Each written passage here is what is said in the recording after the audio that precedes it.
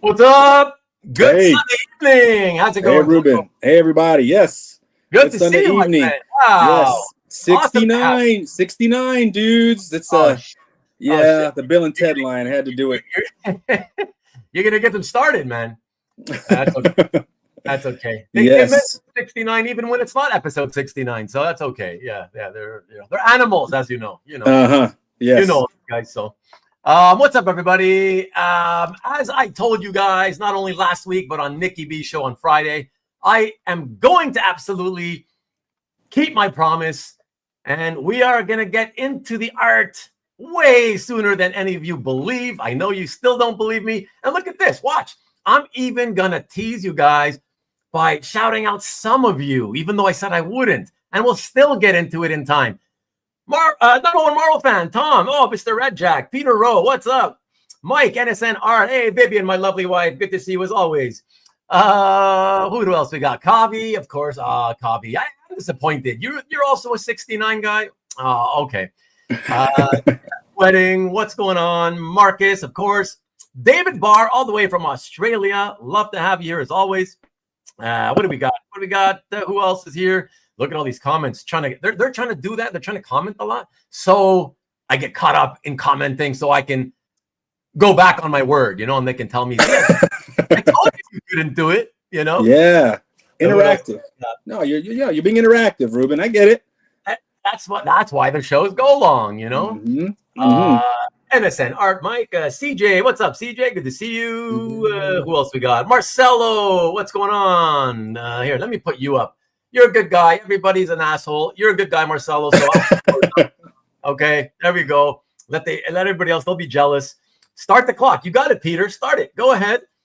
Who else we got? B&G, Steve, the Montrealer himself. What's going on? And who do we got? Rickster. Oh, Rickster's in the house. Rickster. What do we got? Marcus. I don't think we have any Mannix tonight. I don't remember. I'm pretty sure we don't. What else? Who else? We got TJ. Dan Evan. Look at you. You're a good guy. I'll put you up on there too. Never deviate from the quality of the show. How do I deviate? You want me to go long? That's what you're talking about, Tom, right? You like to bitch about me going long, but like I always say, you love it. You guys actually love it that it goes long. Jason Ladwig. There's a guy who never been. Good, Jason. What's up? And who else we got? Look at that. Look who popped in. Kazra, what's up? Hello. Yes. What is up? Steezer Alvarez, what's up? Good evening to you, my friend. And, Mickey, you don't need to acknowledge me. Just show the art. Yesterday's sales show because the new cap. How was that? Red Hulk is a must-see for Ruben. Why? What do you mean by that, Peter? Why would Red Hulk? Oh, right. Harrison friggin' Ford. Right. Let's not even talk about that. Okay. Have a feeling of deja vu. I wonder why. Dwayne's a pain. Wait a minute. What's going on, bud? And yo, guys. Okay. All right. So, real quick, everybody, let me. Yes, Master. Yes, only for you, Master. I will bow down, Master. All right. There we go. The way of the Y. Yes. Frank Brockle. You never told me, Frank, if it's Brockle or Brockel. Tell me if it's first or second, Brockle or Brockel. I'd rather be tribal chief. Okay, I'm gonna get here. Let me do a couple promos, everybody, please. So this is for the first one here. Is for Carl's collection. He's got, I believe that's the link for a comic art unboxing number 37, his first unboxing in a little while. And then, as he usually does, we've got a bagged and boarded episode Let me pop this one back in. Here we go. All right. Excellent there. And who else did we got this week? There was a few. And first, let me also shout out to my newest subscribers, MPA Asian Artist and Anonymous. Anonymous, there was a few of you. And I can't see your name and shout you out because your own privacy settings don't allow me to see your name. So that's why I'm only shouting out MPA Asian Artist by name. So thank you guys, and I hope you enjoy what you see when you tune in. And then I'm going to get to Nikki B in a second, but before I do Nikki B, let me also pop in this other link into the chat. Paste here. So Lee Parmenter is selling some art, and he did a whole video on his channel. So here's the link to that. And I know you're not here, Lee, but if you watch this on Rewind, Lee, I got to tell you, I was told by somebody else that what you did on CAF was you just took pieces from one or multiple, I don't know, but from folders that were already there, and you just used the feature that allows you to transfer them into another folder, and you just put the stuff for sale. The problem with that for you is nobody on CAF knows that you did that. The only way to get eyeballs on CAF to see, unfortunately, is I know you thought that this was a good way to do it because you wouldn't have to do any work, but unfortunately, you have to do a lot of work. You've got to repost every piece that you want to put for sale, and that's how every single one of those pieces will then cross through the part of CAF that everybody looks at every day. Okay, all the newly posted art, and that's the only way they're going to do it. So hopefully you're watching this, and if not, I will email you later to tell you that you should do that. Okay. Randomly, right? You could get lucky. You could have the collector like myself or whoever decides that week that they're looking for this artist from this series or whatever, and then they go look and they kind of stumble into it. But to your point, Ruben, you got to post it again. You have to. Yeah, exactly. Oh, it's Lee's birthday today? Oh, I'm going to have to wish him a happy birthday. I did not see that. Okay. Hey, what's up, Alberto? And so I saw real quick, where was it? Frank. There it goes. Brockle. It is Brockle. Okay, the first one. But I've answered to worse. Yeah, I'm sure you have, but I still like to get it correct. I appreciate it, Frank. Frank Brockle, everyone. What's up, Stingray in the house? And what's up? Yo, Ruben, Kahlil, and Peeps. Good to see you, JC. And anybody last minute bootlegging. What's going on? Good evening to you. See, look at them. You see what I mean, Kahlil? Look at them. Hoping the first piece of art isn't shown until 10 p.m. You're going to miss it. I'm telling you, Dan, you're going to miss a lot. You're going to be forced to do it on Rewind. That's your own fault. You only got yourself to blame for not believing me. And hey, Alberto, and Paul, Phoenix Mafia in the house. Oh yeah, Paul's my boy, man. So Paul's here. Paul's a fellow Phoenix guy. Mm-hmm. All right, and Paul, is that? I've always wondered. I've seen the name so often. It's Bergawi. Okay, I was gonna say one of two, and that was my second one. So good, Bergawi. No Z sound. No, just right. Forget that's there. That's the silent Z. Yeah. Oh, I know you're here for Kahlil. What the hell would you want to see me?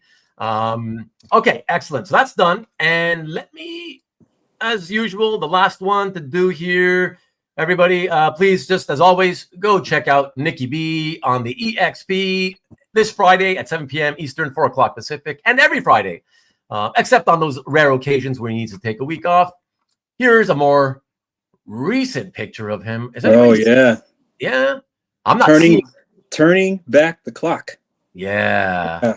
Mm-hmm. But check that out, everybody. And that is, for those of you who may be here for the first time and perhaps the new subscribers, that is right here, youtube.com/theexp. And you know what? Since I did it for everybody else, it's not a direct link to next week's show because I don't have one. I don't even know if it's been scheduled yet. But let me see. Paste. Okay. Let me jump into the chat and pop it in on behalf of Nick. Paste and enter. Okay, there we go. So, Comic Art Boston, just dropping to register my like. I am afraid that Sunday evening isn't a good day. Yeah, I know that, Cab. Thank you, Cab. I appreciate you. Yeah, man. Have a good one. Okay, so perfect. Yeah, everybody, this is, look at that, 8:11, only 11 minutes in, and we are about to guess what we're gonna do. We're going to get into asking Kahlil to talk to us about his background a bit, because we always officially do that on all my show and tells. So we want to have it official. And Cab says, hi, Kahlil. Hey.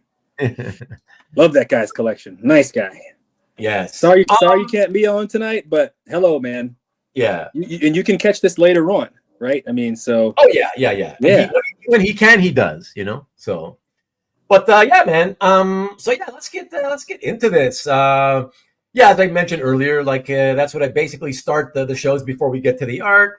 If you don't mind, I wouldn't mind hearing a little bit. Not going to get too into the weeds, but like a little bit of how and when, what age you discovered comic books themselves. Yeah, and then sort of fast forward to how you discovered art and how it led you to, buy your first piece and start collecting it, Yeah, no, sounds good, man. Yeah, so I've been reading books since I was 5, right? 5 years old. I was in Chicago till I was 9 and a half years old. And my brothers would just give me a couple stacks of their old beat up books, right? And so when I think about the nostalgia factor, a lot of it comes from that. But I mean, that was really it. I mean, it started a lot with Spider-Man. And, I'm a kid of the 80s, right? I was born in 79. So I'm 5-6 years old in Chicago when Jordan's drafted and the Bears win. And the black costume in Amazing Spider-Man shows up for the first time when I'm essentially 5 years old, right? And I go into the local comic shop with my mom. And my beginnings were humble, right? So, I could maybe get a book or two. I'll just say it that way. And I remember seeing the cover, and I'm going to answer you and Marcus here in the same question. He asked, what's my favorite piece? I remember seeing ASM 257. It's when Puma's punching Spider-Man down the building, right? So I have a page from that, which I would probably consider my pride and joy as far as nothing commission-wise, right? Published stuff. But it was that. And then, man, I was just hooked. And I'm kind of a nerdy kid, right? I enjoy, studying and reading and stuff like that, right? So I would just vociferously read whatever books I could get when I was a kid, and it just kept going. When I moved to rural Arizona in 4th grade, so the city to rural Northeast Arizona, there was a 7-Eleven that had a spinner rack, right? So that there was no more comic store. There was a spinner rack at 7-Eleven. But I would pick up what was there. And you can imagine in the 90s, right? So I'm a teenager of the 90s. Right. Marvel was putting out so many number ones, just left and right. Right. Yeah. I mean, the Ghost Rider stuff. And you even get into like Deathlok with Cowan and Sleepwalker and so many random titles. But I was picking them all up because at the spinner rack in rural Arizona, they would always have the newest stuff that Marvel had and was pushing. Right. So that's the book history. Just a lot there. And been reading on and off since. And then the art about 15 years ago, when I first started attending shows after college, going to a comic convention and meeting an artist or two and realizing, I'm just like, oh, you guys are drawing for people? Like, what is this? And, and so it's $15-20, right, to get a sketch from a bust of a character or whatever. And that's how I started. I was exclusively. And what year around would that have been? Yeah. It was a solid 15 years ago, maybe like 09-ish. Oh, okay, yeah. 08, 09-ish. So not a super long time ago, but a ways back. Yeah. And I just remember being hooked, but it was specifically going to cons, meeting the artist, and getting a sketch or commission from that artist. Wasn't doing any published artwork, wasn't doing dealers, auctions, reps, none of that stuff for the first few years. It was exclusively my con going. And I think back to that time, it was a blast. I mean, all of it's been, but that was kind of that first kind of fertile, fun kind of period where I'm meeting these guys for the first time. that I see in the credits. I never paid attention to the credits as much. Really? But so here's what's funny. I didn't until maybe the early 90s, late 80s, early 90s, I started paying attention a little more because I saw guys. Okay, this guy I like. This guy I like. And the guy that rises to the top for me is Mike Zeck. Okay. I can't name a favorite artist, but you forced me to at gunpoint, it would probably be him. And it has to do with the combination of the way his art looks for me and the nostalgic factor. Right. But yeah, so it's kind of been like that. And I moved into published pages and whatnot. And, you know, I think it's a very similar story. It's not novel in terms of moving into things that I wanted to get more of. Particular artists, particular runs. And of course, you get into stuff that's a little pricier and whatnot as you go on. And luckily, work career-wise, right? I can move a little bit more that way to make some of that happen as the years went by. So, yeah, that's really it. Okay, Marcus, he's doing this just to fuck around, just between you and me.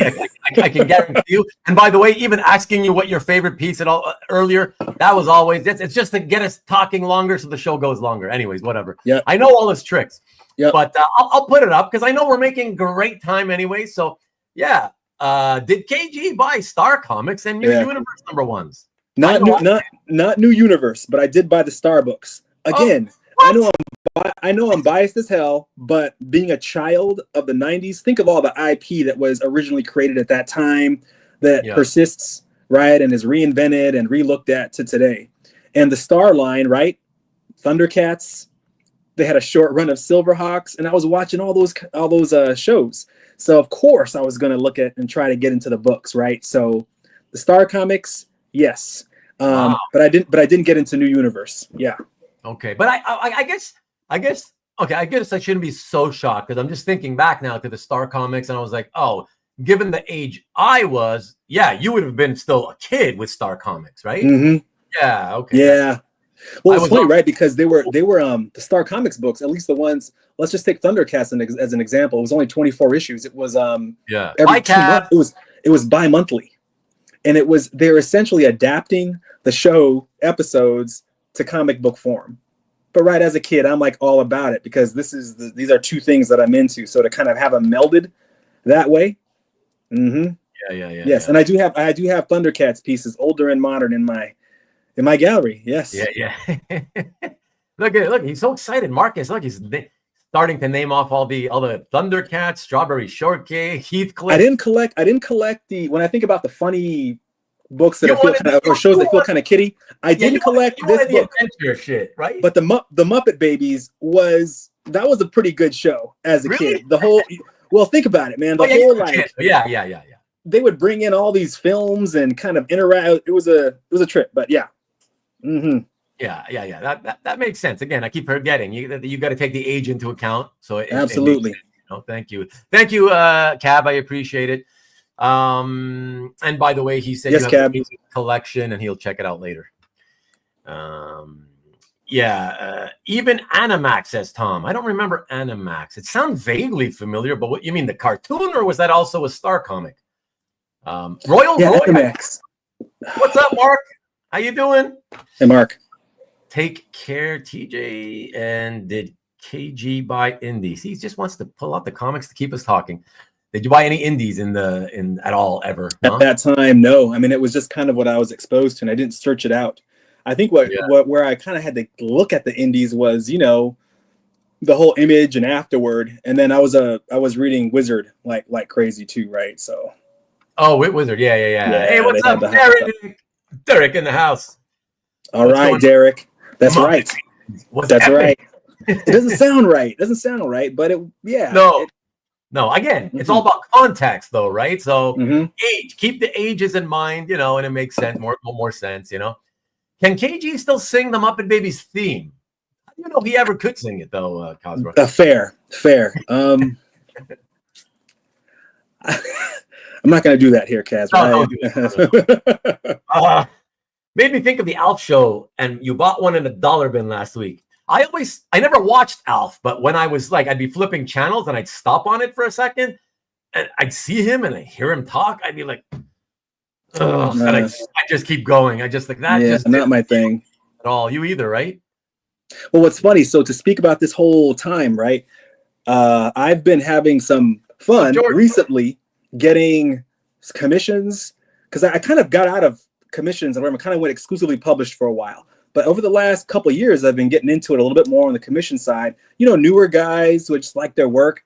But I've been getting some commissions of characters from properties that didn't originate in comics, like originated from video games or animation or whatever. So I got a couple commissions from characters from Dungeons and Dragons. There's another 80s cartoon that I watched as a kid, right? So yeah, I got a commission of Mega Man, which is a video game I used to play. So I've been doing a little bit of that just to speak to that. So a long time ago, I remember on one of my episodes, Mega Man came up, and then I said Mega Man, and I'm bringing it up again just because you mentioned it, and I can't remember the answer to my question the last time it came up. Does Mega Man have anything to do with that episode of South Park where Cartman's like, oh, I got to get Mega Man, and all these other do you know what that I'm talking about? I'm told yes. I didn't watch South Park, so I'm not a South Park watcher, but I've been told that yes. That's right. and yes, Derek, Ninja Gaiden. That's another one. I've got a couple. That one I've not heard of. What's that? That's a cartoon or a toy? No. It was a video game on video game. NES when I was a kid. Yeah. Okay. Ninja character. Yeah. I used to be bored at hotel shows and offer a great discount to people that could sing the whole Tiny Toons Adventures. That's really bored, TJ. Yeah, wow. Nice. And you clearly weren't making much money at those shows. Does Kahlil like to lend art to exhibits? Like, come on, like you clearly know he just did that. But go ahead and answer if you want, Kahlil. Well, I can go real quick with the story. I mean, I've mentioned to a couple collectors. So I was at Heroes Con, and the Marvel exhibition was there in Charlotte. So I was like, man, I gotta see this. So I went that Sunday by myself. I just went over, was there, and it was great. I mean, to see the props and the costumes and the art, it was awesome. But they break it up by character, right? And the Black Panther section was early in the exhibition, and it was great. But the Black Panther character section had very little art compared to a lot of the other character sections. So I literally just emailed the curators and I said, hey, I've got a couple pieces right? I had no idea if you want to beef up the art part of the Black Panther section. And it was namely the Stelfreeze cover was the one I was saying this could be cool for like modern folks who they probably probably recognize it from, party tablecloths or whatever, balloons and whatever else. Right. And so they thanked me for reaching out. They said, that's a nice piece. We'll follow up maybe. And I heard of them from a few weeks later. They said, yeah, we'd like to use that in a few other pieces. So, yeah, it was cool. I didn't expect anything. They said, we don't pay. I said, I wasn't expecting that. I said, just take care of it, insure it, take care of it. And, it's all good. But what I did not know at all, because I hadn't talked with anybody who had pieces there in the exhibition, was that they would take you out to where it was going to go. And luckily for me, I was they would take me overseas. So I've been to New Zealand and Madrid.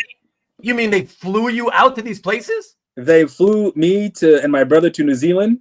And your brother? February. I took my brother.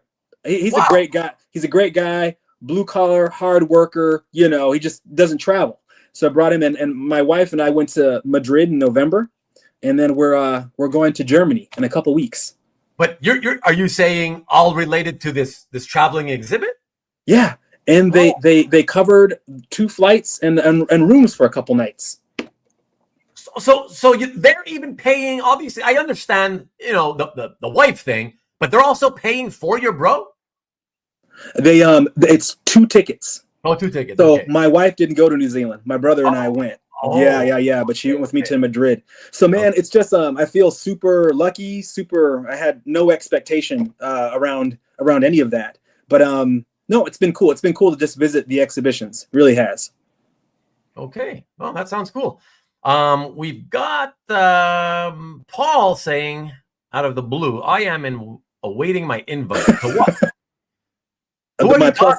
My plus one to one of these trips. The plus one. Right. Yeah, right. Because it was how convenient it would be.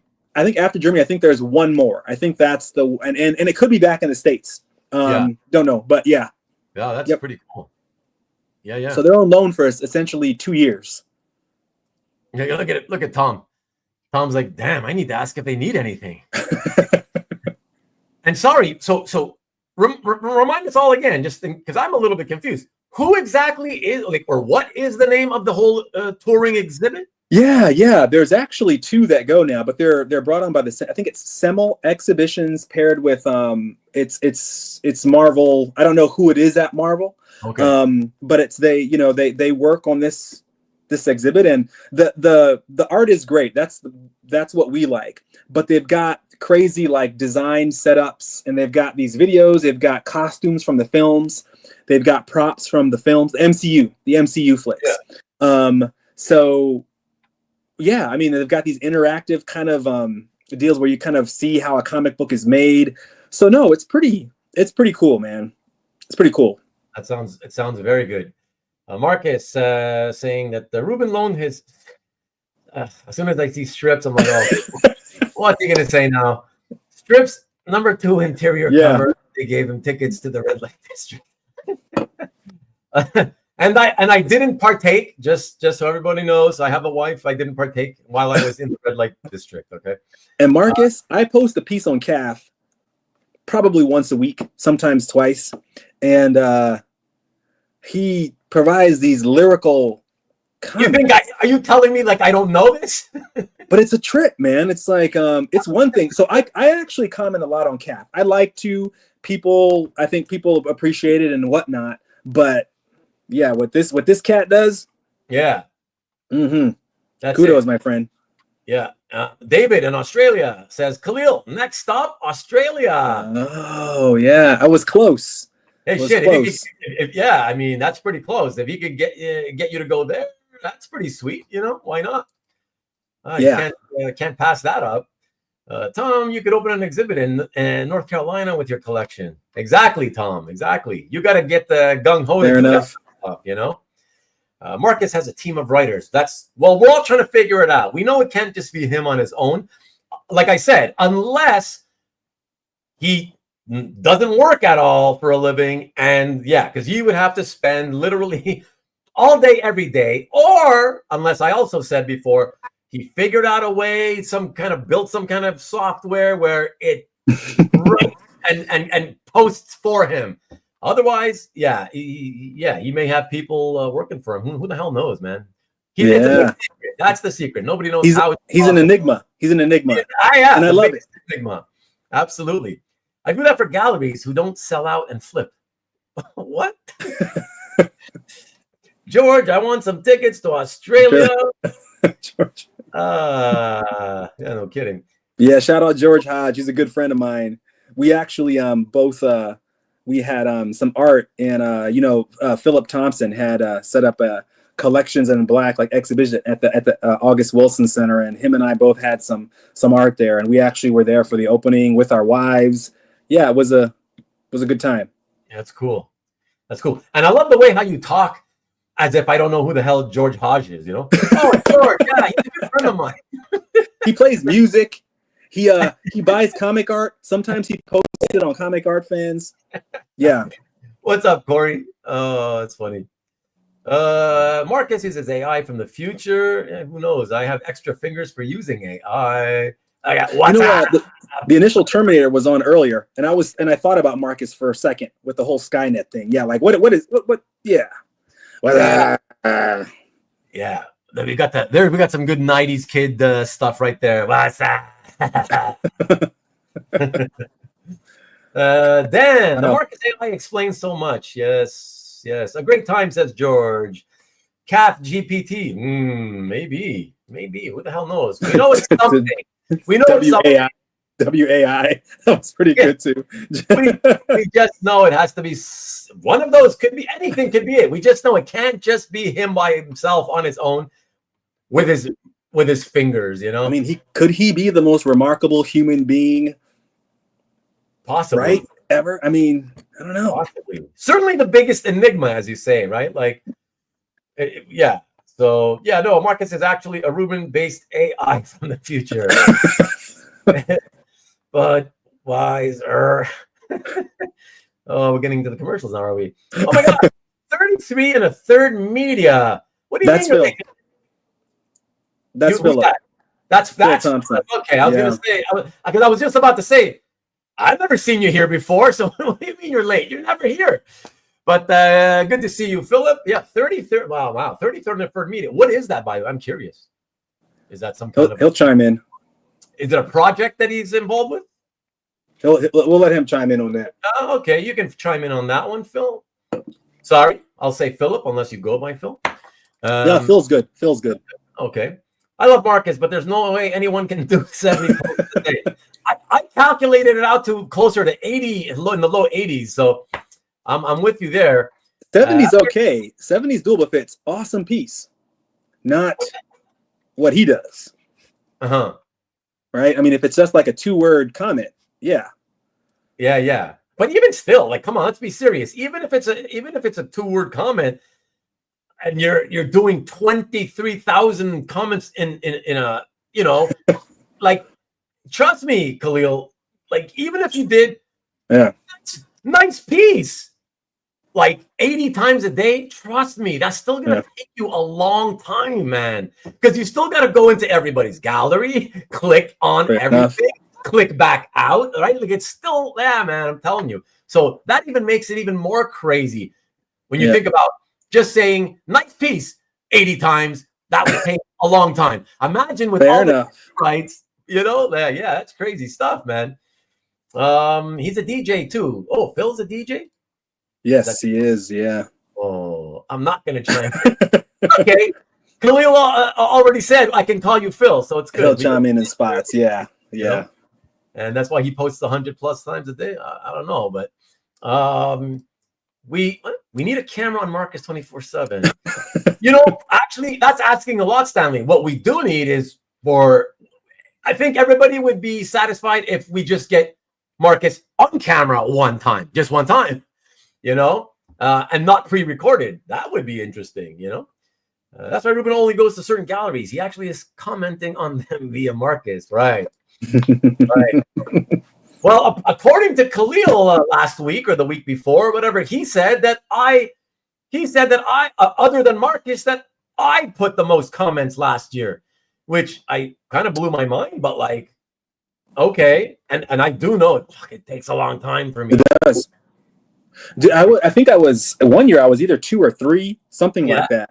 And I look at a lot of art, but I don't know. I've got a lot of friends on this, and you know, I think they appreciate comments. And at the same time, though, a lot of the guys I know, right, similar sensibilities. Who is this guy? Classic. Look at your other fucking friend who comes to insult me. Look at these fucking guys, man. Oh, X-Men suck. Okay, just I had to say that's you deserve it, James. All right. You know it's not true, but I know it's not true, but whatever. I have to get. What about Tom Grummett X-Men? Well, no, I was lying anyways. I didn't mean it, but yeah, I got some Tom Grummett X-Men, so I'm good with that, for sure. NTD, thanks, Ruben and Kahlil. Have a great. Oh, need to dash. I guess that's what that means. Okay, I'm not off on lingo. Marcelo, have a good one, bud. Marcus just commented on my latest post. He's commenting while he's watching. The guy's wild, man. Marcus should do a world tour. People would probably show up. That's not fair. Look at him playing the victim now. That's not fair. What? I mean, if he is the victim, do you play it? Oh. Well, you would tell me all the time. Exactly. Regardless of Kate, right? That's exactly it. That's exactly right. Exactly. Thank you. Thank you for admitting it. 90 more minutes. Yeah, right. Now we're going to get into it, boys. Need to drop. Sorry. See ya. No, it's good. You don't have to apologize. Hey, whatever, man. No. You give me a minute of your time. I'm happy. Thank you for dropping in. I appreciate it, Marcelo. Thank you. Have a good week, pal. Stan, you reminded him. Look at you guys. So first, you guys are constantly bitching. We talk too much, or I talk too much, and it takes forever to get to the art. But now that I'm going faster than I've ever gone before, you're like doing everything in your power to keep us talking. You see what I mean? That's the proof that what I said about you guys secretly loving the fact that we talk a lot is true. That's so true. I know I know that, and you know that. You can't win, Ruben, or maybe you can't win. No, that's right. It's or maybe you always win. I don't know. Damned if I do, damned if I don't. Right? It's the same old thing, you know. KG possibly has the illest collection of original art. Well, I got to tell you, and Phil, KG doesn't know this. I mentioned it. I mentioned it last night, I think. So I've had, since the course of the time doing the show, or my entire channel, which almost 3 years, I don't know, 2 years, 8 months, something like that. I have had on the show and tell series, I've had, I would say, like a handful of people who I had on, collectors who I had on, where I was like, oh my God, I can't believe how much time I've spent just selecting the art, right? Going into the gallery and looking and, choosing a bunch and then having to wheedle it down. And there's about a handful where it was like really tough. And Kahlil, I got to tell you, for sure, you have taken the lead there, where you are now officially the guy who has been a guest to do a show and tell episode that I've spent more time just trying to get the selection in than anybody else. I think it was like 15-ish hours or so, just looking, selecting, deleting, adding more, looking at, like, it was insanity. And by the way, you also don't know this. These guys know, because I've mentioned it. And this is part of the reason that I was gonna have to try to go quickly today in terms of getting to the art quicker, is because it was so tough, because my standard episode is about 20 pieces that I show, 20 slides, right? And for you, I was up around 50. And when I felt like I was stuck, like what else do I cut? What can I cut? And I was like, I can't cut that. I can't cut that, but I can't cut that either. And I was like, okay, we can't do 50, but I'm like, I certainly am not going to get to 20. So in the end, I compromised and I said, okay, you know what? I'm going to let it go to 30. And in the end, it's 35 total pieces on 32 slides, because 2 slides I've doubled up with a couple of cool. Yeah. But it's going to be good because we got the time, and we bought ourselves so much time that we're going to be able to get through all of them and still be cool, man. Yeah. Well, that's good to know. Yeah, I mean, I know people know me as like the T'Challa and Black Panther collector, and I have focused and done a lot of that in the last 5 years. But prior to that, and even since, there's also a lot. I have more Spider-Man pieces in my gallery than Black Panther, and people don't necessarily realize that. But I did a lot of that before I knew a lot of folks here online, and before I started focusing on my T'Challa quest. Right. Yeah. Right. And let me ask you, as a favor to these guys who want me to keep going longer with the talk, would you say that at this stage, currently in your collecting, are you still is T'Challa more of what you seek out, more than non-T'Challa art, or has that kind of, So what's cool is that I've checked the box on when I was doing the Black Panther art. I liked a lot of the stories, right? I liked the characters. That's why I got into it. But then I was thinking, man, it would be great to get a prime example from every artist that had because it's not a lot, right? Every artist that had a run, put their stamp on the character, whatever else. Yeah. And then also just guys that I particularly like who did a Black Panther piece at some point. I'm mostly there. So I am missing a couple, though. I am missing a nice Mark Teixeira piece and a nice Jesco piece from those first handful of issues from the Chris Priest run. Oh. And I'm looking for a particular Keith Pollard page or two from his work back in the 70s.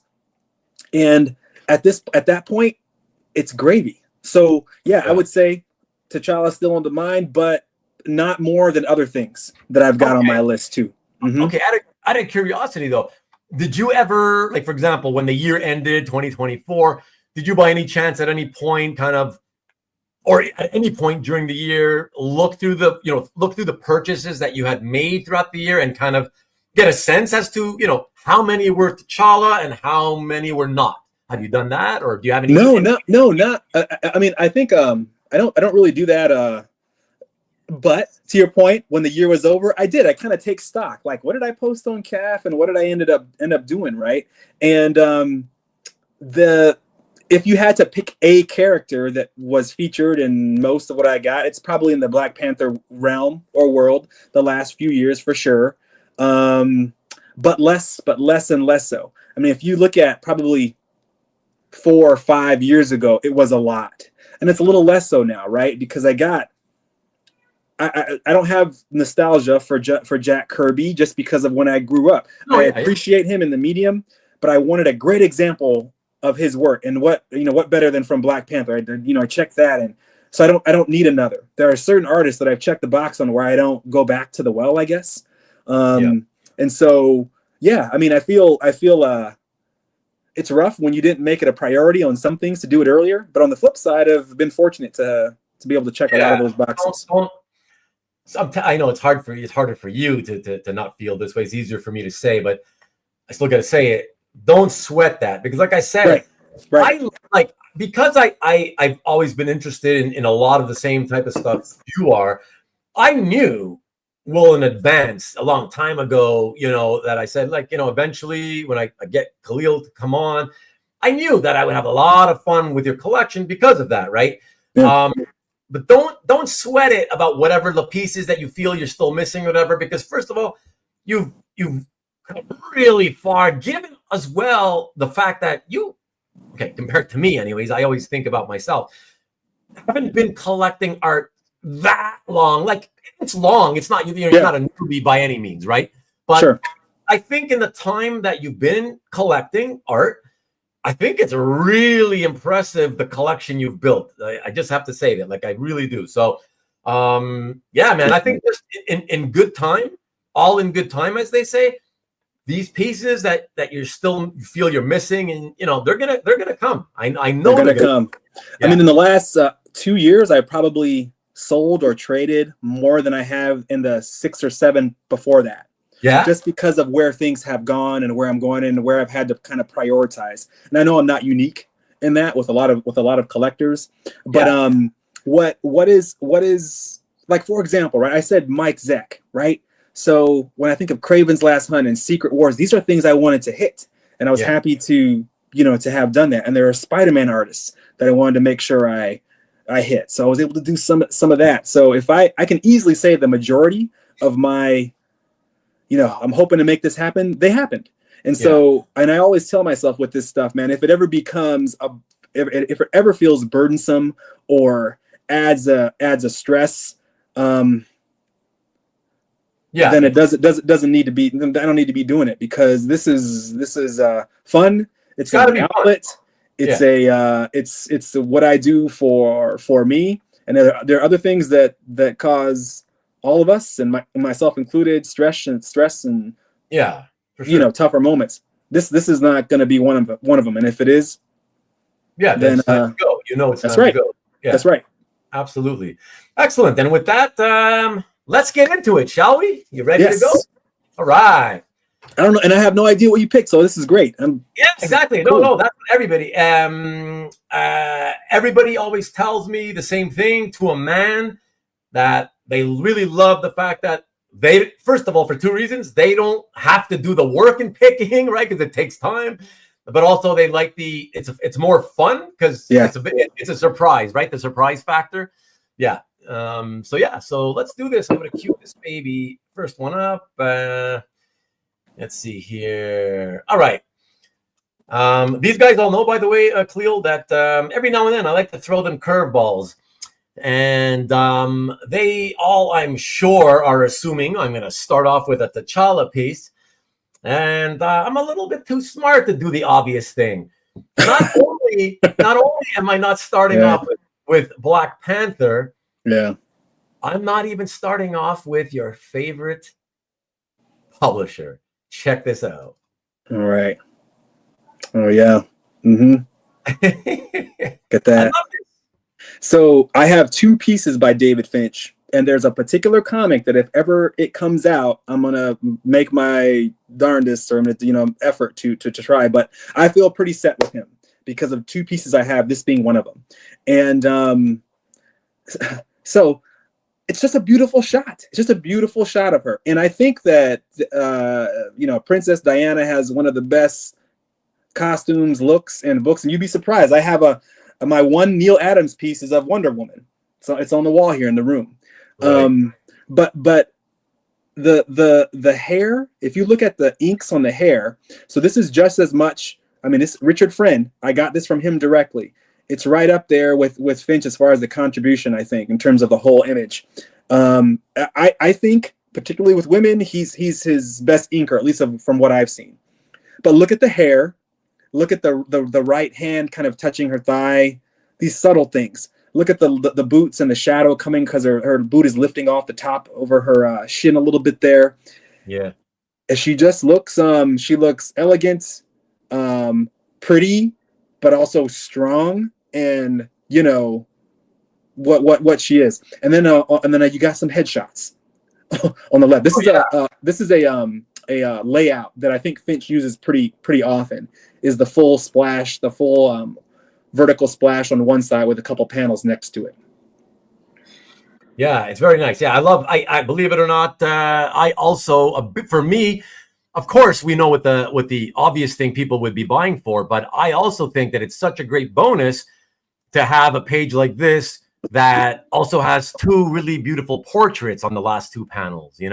That sure, it may be small, and your eyes may at first be, your gaze is averted by the full figure, obviously, but I love a good portrait. So for me, that is just as important as the main image, And Ruben, you'll see a lot of these. You see a lot of these kind of pieces in my collection where it's a splashy shot with some panel-to-panel storytelling, right? I think I feel like it's best of both worlds, at least for me, looking at it as a collector. And oftentimes, because it's not a technical full page splash, it's cheaper. Yeah, Yeah, exactly. Yeah, it's you can still it's a splash, but it's technically it's a splash with 3 inset panels, basically. Right. But yeah, right. You can still call it a splash. For anybody who wants to argue that, basically when it has no extra panels, you can say that's a true splash, and that just means it's one image. But when it's got the floating panels, those are inset panels. That's it. But it's still a splash. But yeah, fantastic, man. Great start, I think. And it was a time when I was reading so many comics. My friend, he owns a shop here in town, and I was just reading a lot. This is before I was with my wife, but we weren't married. This is before kids, any of that. So just reading a lot, and that was one of the books I was reading too. Yeah, that's cool. Yeah, you don't have you're not a big DC guy, but it's cool that at least this great one that you have, and it happens to be from a book that you remember, and so that's great. Look at Dan. Let's argue it for 72 minutes. You see, they want us to talk for 5 hours. They love it. Absolute Wonder Woman having ripped off her own arm wasn't very sexy. You just spoiled it for people. I only read the first issue. But I see a lot of long boxes. Yeah, see over here. So these are my comics. They're all here in this room. They're all here now in this room. So I'm figuring this out, like what I'm going to do with these with the books, right? So it's another long-term project. Yeah. All right. So what we're going to do now is we're going to go from one source of real big power in the DC universe, and I thought we would take a look at another source of great power in the Marvel universe, from a run that I absolutely love artistically, story-wise, whatever. I don't remember much about it, but I remember thinking it was okay, it's fine. But I was shocked at how much I adored the artwork. He may be my top 3 artist of this character of all time after reading this series and really looking at the art carefully. This guy draws and makes you feel the power. Check it out. Yep. It's Garney. So the human or inhuman force of nature, right? That the Hulk is. I feel like this sums it all up. So yeah, Ruben, it's funny, right? When I got back, when I was reading books, after Heroes Reborn, there was Heroes Return. And these comics were great. The Busiek Sean Chen Iron Man, so Garney, and Byrne, right, was on Hulk, and then you had Garney, and then Garney Wade on Captain America, then Andy Kubert. It was just great stuff, and I felt like they after the whole Heroes Reborn stuff, they brought it back to a lot of the stuff that we enjoy as far as the essence of the characters go, and this was just to me, one of those books I read as a kid, and when I saw, I opened it up, I'm like, wow, that's the Hulk right there. The beady eyes, the right arm takes up so much space. Yeah, and it's like he's like a human tornado up top, and then you see him, right? You see that silhouette, and then you see him. So, when I think about outside of Black Panther and Spider-Man, I'll say that there are Marvel characters where I enjoyed certain runs, and I want to have an example by that guy. So for me, it was Garney on Hulk. It was Byrne. His short run on Incredible Hulk is what I think of when I think of Byrne. Yeah. Dale Keown, which is a share with many people, but those kind of names rose to the top. And this is, to me, I couldn't beat it as an example as far as Garney Hulk. So yeah, it's fantastic. Back in the day, good to hear that you enjoyed that run too, Kabi. Mm-hmm. Yeah, and back in the day when there was a Once Upon a Time, I was like you with the T'Challa. I focused for a few years my collecting on Incredible Hulk artwork. It's funny that when I noticed that this was the piece that you had, I noticed, I was like, oh, wait a second. Hulk, it's from the first issue. And I just wanted to show you here that I used to own this piece. Yeah. And this piece is the follow-up page to your DPS. Yeah, that's crazy, man. World, that's right? Like what a small world. Yeah. That's and great. I remember when I had this, of course, I'm when you're focused on one character, you're kind of like looking through these comics, trying to see what else is available. Hopefully I can find it someday, right? And I remember thinking, I'm so happy to have this, but like, holy shit, if I could also track down the lead-in double-page splash, that, that'd be awesome. And then it ended up in your collection years after I not only stopped collecting Hulk, but even off the whole collection, It was a comic link auction win. Oh, yeah? Oh. And Garney, right? So especially these days, a little looser, but in the vein maybe a little bit of like a Rick Leonardi or even a Brett Blevins. These guys that I love that maybe don't draw super exact, that have this more organic kind of line. Right. But man, they're the emotion and the energy just pours out of their stuff. Yeah. Exactly. Yeah. That whole run, I couldn't believe it. Like, and it's funny. It's one of those artists, at least on that run, where before I read it, and before I even decided, hey, maybe I'll get some Garney, I had seen random pages here and there on the market, right? But I was just like, okay, it's pretty cool. But again, it didn't excite me or anything. It was nothing special. Sure. But I was like, you know what? I haven't read Hulk comics in a long time. Let me read that. I noticed, I was like, oh, John Byrne wrote it, of all people, Right. So I was like, yeah, let me get the run, whatever, I'll read it. And that's what really opened my eyes. Because, of course, you're taking your time as you read page to page to page, panel to panel. You start you're forcing yourself to look at the art. And it's like, I realized immediately how quickly it was like, holy shit, this guy's drawing with power. Everything's about power. That's just beautiful. It's just beautiful in its destructive force. It's like, I could see how amazing he was, like the effort he was making to make the Hulk feel like strong, savage, and just ultra powerful, Yeah, right. Amazing. Yeah. So I'm so glad I took the time to read it, because I may not have ever really kind of noticed how great the art was, if I didn't do that. So yeah. Number one Marvel fan. I don't think I knew that. Phil Search, Lion Man. Okay, side chats. Okay. All right. So I love this. So here, guys, this is the way I set this up, Kahlil. So from that power, we stay in the Marvel universe, but with a guy who, not in comics, but who I've always thought that if these characters existed in real life, right? This guy and what he can do, and no, I never hear comic fans talk about this stuff, but if it was real life, a lot of these muscular power type characters, I think, would not be the winners. Guys like this would be, if you think about it, would be the most powerful. Check it out. Oh, yeah. Yeah. By Gerardo Zaffino, an awesome artist, son of course, is a brilliant dad who had done Winter World. Right. Yeah, Punisher graphic novel, whatever. But come on.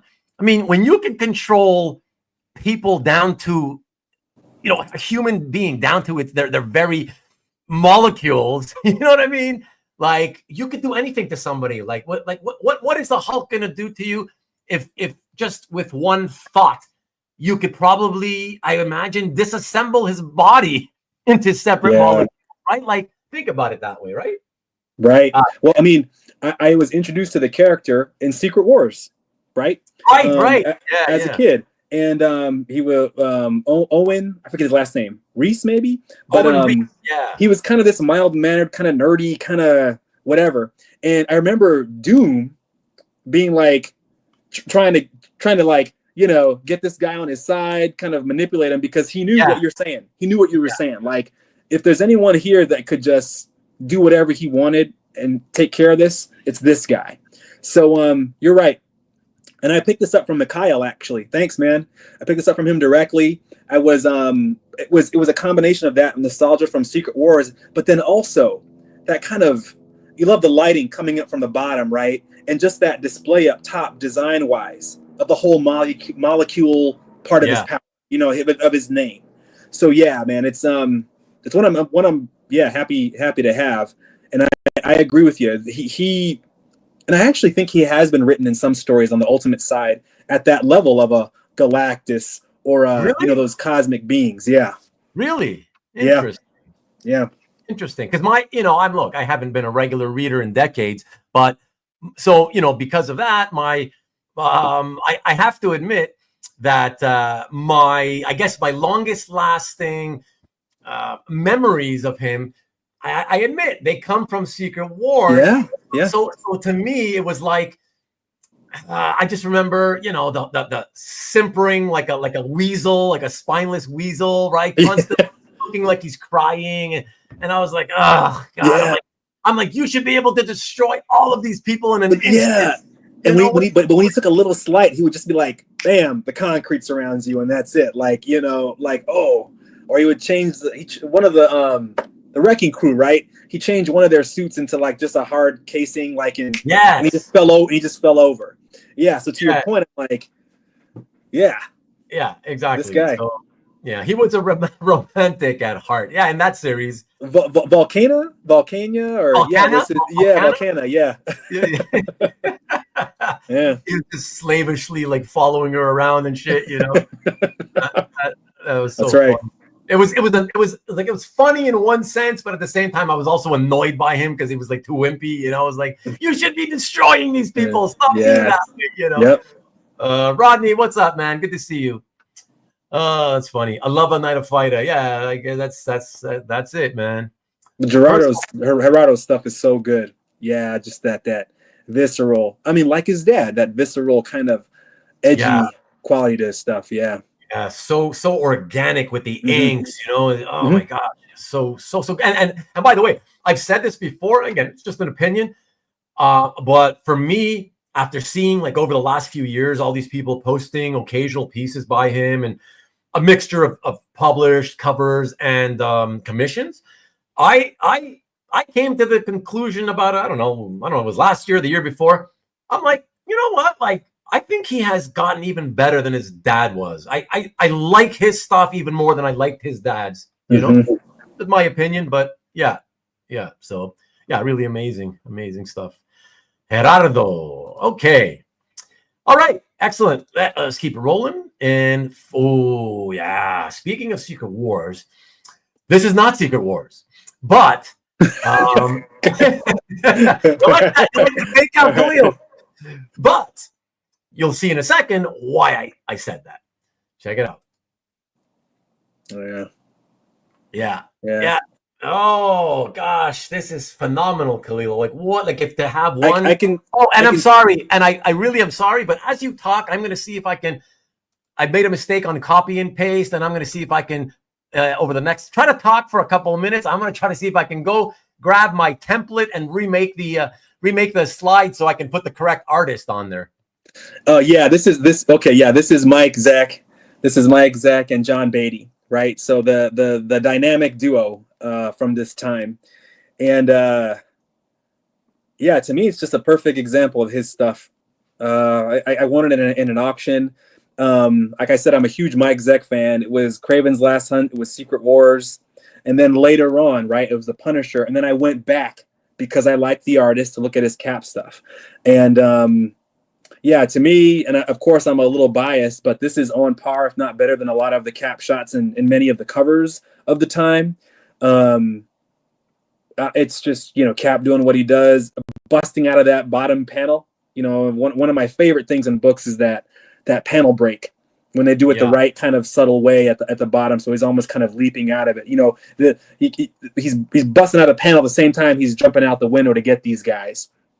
It's clearly Mike Zeck when you look at it. And I will say, and I'm going to give John Beatty huge props, because if you look at this time and when it was John versus others or inking them, you could tell. Yeah, man, this is one of the top pieces for me in the collection as far as Mike goes and Captain America. Yeah, and out of curiosity, did this, first of all, was this one, I mean, if you don't have to say, but do you know how you acquired this in terms of straight purchase, auction, what have you? It was auction. It Oh, it was a big target of mine. Big target of mine on Comic Link some years back. See, okay. So you had to fight it out, I was going to say, but at the same time, I also said you probably benefited because it was on Comic Link instead of Heritage. Yeah, maybe. I think, I can't remember how far back it was. It's not that different from whenever I posted it. I think I posted it not long after I got it. And you're probably right. But sometimes it's weird with Comic Link, right? If there are certain pieces that might rise to the top in terms of everyone looking at them, because maybe they don't have the depth and breadth that a Heritage auction might. Right. So there's less that can get potentially lost, I feel, sometimes when it comes to Comic Link. But at the same time, it being more of an eBay model, I think sometimes can help. I'll say this though, I haven't, it's been rougher for me in auctions the last few years, which is fine. It is what it is. Rougher for me on auctions the last few years. It is what it is. Really? Yeah, it's just, stuff gets a little more pricey, and it is what it is. Yeah. Yeah, but I'm happy to have this, and again, this is one of those things where when I think about Mike Zeck and Captain America, I wanted an example, and that's it. I'm done. Yeah, I mean, if you're only looking for a one and done, I mean, you really couldn't have picked out a better piece. And thank you, of course, for extending the talking here, everybody, just to make it official. I apologize for that earlier ever. I am often working doing this shit at 4 or 5 in the morning, 6 in the morning, when I'm half asleep. But yeah, excellent Mike Zeck piece for sure. And let me just get to a couple of comments, because while I was doing that, I wasn't able to. And you know what, guys? Just let me put it back up again real quick, and that way everybody watching on Rewind knows what everybody's talking about. There we go. And yeah. So hold on, oh man, you got a lot of comments. Of course, I should have expected that, because this is like a killer piece, right? Let's see. So where does it start? So nice, Garney. They're taught this is the Hulk stuff. Okay. And you always gotta love some zipatone, right? All else being equal, having a little bit that zipatone. Oh, you got some on the car here and on the shield. Yeah. I love zipatone. Let me just tell you, I've always loved zipatone. I like it, the more the better. You know what I mean? Yeah. I always loved the effect that it produces when the comic is printed. Mm-hmm. Yeah. So to me, reading comics from the 80s and then getting back issues from the 70s, I was like, oh yeah, look at that zipatone in the background, whatever. It's like, oh wow. But Yeah. No, I've always loved that. To me, on this page, it's not enough Zipatone.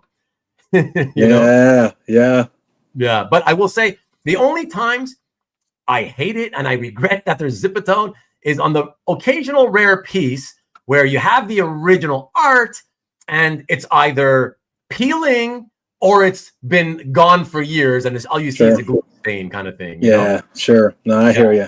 So, well, here's another example, right? I don't collect like Cap art as a character, but I do have these runs of books that I love reading and looking at. And for me, when I go back, it's Zeck. And when I think about the modern stuff, it's Andy Kubert's work on Cap. That's a favorite of mine. Mm-hmm. Oh, and it's funny, right? Because people like the X-Men stuff, but if you look at his Cap run and his Kazar run, it's outstanding storytelling, action scene storytelling, splashes, and all that. Oh wow! Look at Stanley. He's the only guy who has to be different. I don't like Zipatone. To each his own. Exactly. It's all good, Stanley. Oh, that's so funny. We can bust Stanley's balls. He's always trying to bust everybody else's balls. Everybody. That's what this whole channel is about, busting balls. So yeah, don't. If you see me trying to bust people's balls, don't get all like, oh no, what did he say that for? Trust me, they're used to it, and they do it to me too. They do it to me. I don't care for Captain America. Mike Zeck, Zipatone, yeah. I got you. He likes screen tones instead. Who? Stanley? Stanley has feelings too, right? But okay, excellent. Yeah. All right. Let us go. See, like you see the way I like to set the order of these things, and I spend a lot of time just figuring out what order I'm going to put this. So we're going to go from the wonderful Zeck Captain America, and we're going to go into we're going to stay with Marvel, and for the most part this evening, everybody, we're going to be with Marvel. But of course, we're going to jump from Cap to a character who is synonymously known alongside Cap because of one uber famous cover from my favorite decade, the 1980s. But this is not from the 80s, it's modern. Check this one out. Oh yeah. By Jim Cheung and Mark Morales from the Free Comic Book Day Avengers #1, page 6 and 7, double page splash with a few inset panels. And can you go on me real quick? Oh yeah. Let me give you hold on. Look at that. There you go. Oh, sorry. I'm going to try to get it on there. So that's cool. Yeah, we can see I've got it framed there, and I've got it with the comic and the Jim Cheung did a little sketch. He did a little sketch for me of Wolverine on the bottom there with it. Oh my god! Yeah, wow. It looks so huge like that when it's framed with all that stuff. It looks no room, right? Yeah, but it's so Ruben, that is the first piece I ever bought that went into four figures. Oh, really? That's the one. Yeah. First piece I ever bought that passed the $9.99 mark. Wow. And so do you remember when you picked it up? Absolutely. It was when I started getting into the published work. I was at a con and I was talking with Jim Cheung. He had it in his portfolio. I bought it directly from him. And and it was the most I'd spent on a piece. I was kind of sweating. I was like, what am I doing? Does this make any sense? But it is it's why I haven't pursued too much more Jim Cheung art since, because you're one and done. That's perfect, why, right? man. I mean, I have a few other pieces, but just in terms of, I mean, look at all the work that it went to it. Because I mean, look at the speed lines and the snow flurries. This Free Comic Day book is gorgeous from front to end too. Yeah, so it's it's a favorite. Yeah, everybody's loving it in the chat. That's for sure. Yeah, it's a great piece. I mean, for sure. Wow, the colors too. Oh, you even like the colors. Look at that. Do you happen to know who the color is? Because Pat is asking. It's it says Roush. Okay, don't know. I'm not sure who that is. I'm on the book. So Bendis wrote it. Cheung drew it, Morales inked it, and then Roush colored it. Yeah. That's right, Rick. Need is greater than a want. Yeah.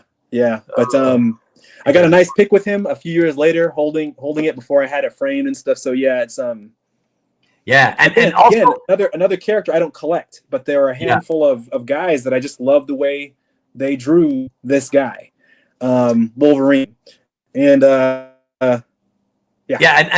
just want to mention for Kavi's benefit, it's Wolverine in a snowstorm, Kavi, so that even adds another little bit of greatness to it, and you get the bonus of having Spidey and Captain America at the bottom. So, and Miss Marvel, or Binary, or I don't know what name she goes by, up in the top left corner.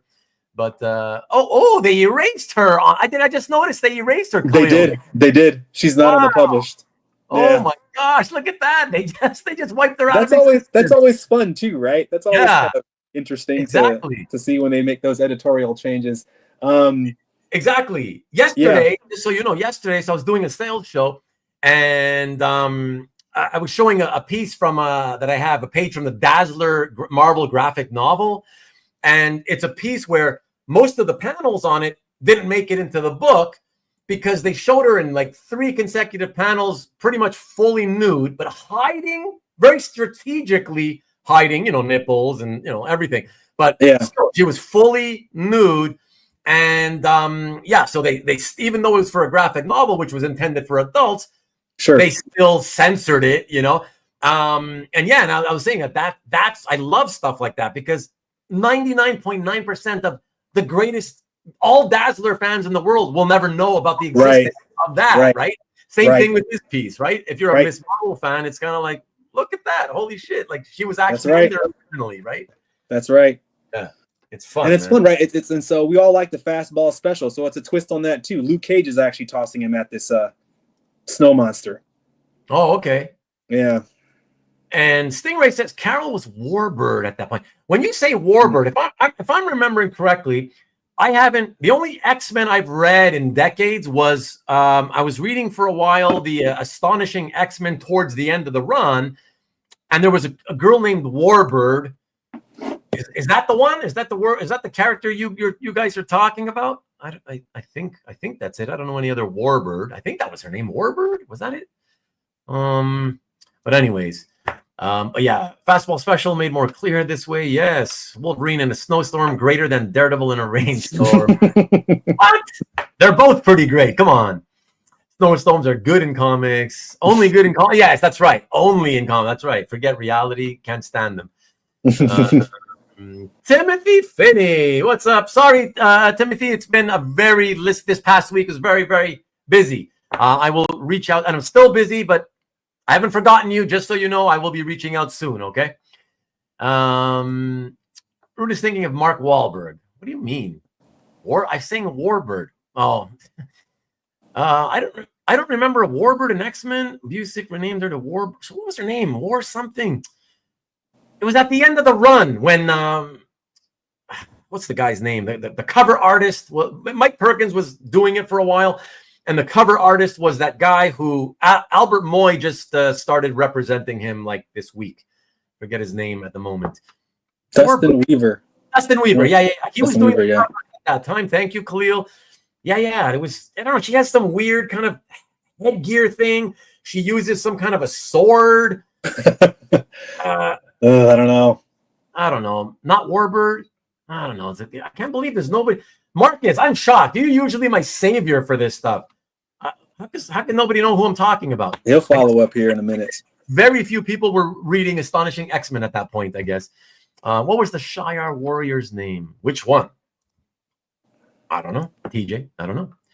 But okay, excellent. Yeah. Great piece. Great cool, piece. Man. Yeah. Congratulations on that, Ask the prof, but the prof took off. He was here and then he left. So yeah, you're right. He would know, I would think. But so Tom is agreeing with me. Tom, are you saying I'm right? I'm talking about Warbird. So is this the same character is what I want to know, or are there two girls that they mentioned that they gave the name Warbird to? No, not Deathbird. Who the hell's Deathbird? Not that's that one. That Jim Lee X-Men stuff, right? That's right. I think of her from the X-Men 155, 156, 157 era with Cockrum's second run, where I think she was called Deathbird. Yeah. Oh, not the same. Oh, okay. All right. Well, thank you for clearing that up again. Anyways. All right. Well, anyways, let us move on, folks. Let's get to the next piece here. And from Wolvie, what do we got actually? My in StreamYard, the thumbnails are so tiny that some pages are harder to make out what it is. So I can't even see what it is. So let's find out together, shall we? Let's check it out. Here. This is number 6. Check it out. The Kirby. Yes. Kirby Black Panther page. Yeah. That's my one and done Kirby example again. Just all not you need, man. That's all you need, bro. You know. Yep, it's all you need. It's all you need. This is actually one of the pages that the exhibition is using for the Black Panther part of their one of their exhibits. So yeah, it's that classic, right? What Kirby used often, the even 4 panels, kind of each their own splash in a way. Yeah, it's just a fun quirky character. Yeah, classic Silver Age layout, right? Right. In a quirky character here in this humanoid alien type dude from the future, and so it just has some fun, like quirky, dialogue, dramatic dialogue, and this is all Kirby, right? So he was writing, drawing, everything from this 70s book. So this is all him, and if you just read the dialogue, it's just fun. It's just classic, fun, vintage comics, and capped off by a great booming punch there at the end. Yeah, really great. My favorite part, I do love how the big-headed alien is getting punched out at the end, but my favorite panel is the second one. I love that crouch, that really, really low to the ground crouch. He's really low. It's like, how the heck? I just love the way he's like, his head doesn't look up, but just his eyeballs looking up at the weird alien. Yeah. Weird and quirky Kirby stuff, but just classic. I love that. Yeah. What a banger, says Mikhail. Look at that. Yeah. Perfect. So you had Jack Kirby and Mike Royer on the Zeck piece, right? This is where that was to go. That's right. That's right. Right here. Yeah. Yes, exactly. Like I said, I occasionally fall asleep when I'm doing this stuff and I'm copying and pasting, and then I forget to actually change the names. Yeah. But a predator, exactly. Kirby madness, indeed. Yeah, beautiful, beautiful stuff. Yeah, and I love the fact that, like you said earlier, you never had any nostalgia for Kirby stuff or whatever, but as a bit of a connoisseur of exactly being respectful of the entire history of a character and the Marvel universe in general, right? You figured you ultimately came to realize, hey, I kind of got to get a Kirby. How can I not, right? Like it's not. That's how it was. I mean, that's how it was. And he actually, and again, when I said it was kind of two, right? It was what you just said, but it was also when I said I'm going to get a prime example from any character any artist that worked on Black Panther in any kind of legit run, and Kirby did that, right? He did this run back in the 70s, so it was a way to kill 2 birds with 1 stone in a and nice you did way. It. You killed it. Yeah, you killed both of those birds. Yeah. Must respect the character creator. Sure, for sure. 100%. For sure. Excellent. All right, so let me see what we got lined up after Kirby. Again, at this size, I can't really tell what it is, but we'll find out in a second. Check it out, everybody. Number 7 here. Oh, I see what it is. Yes. Yeah. Oh, yeah. This is a wonderful, wonderful piece. Like second Y. Check it out. Yeah.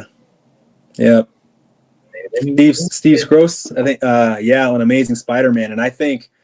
So it was interesting when I was reading this book at the time, right? This is after kind of the heyday of a lot of the image guys and whatnot, and he didn't have a long run.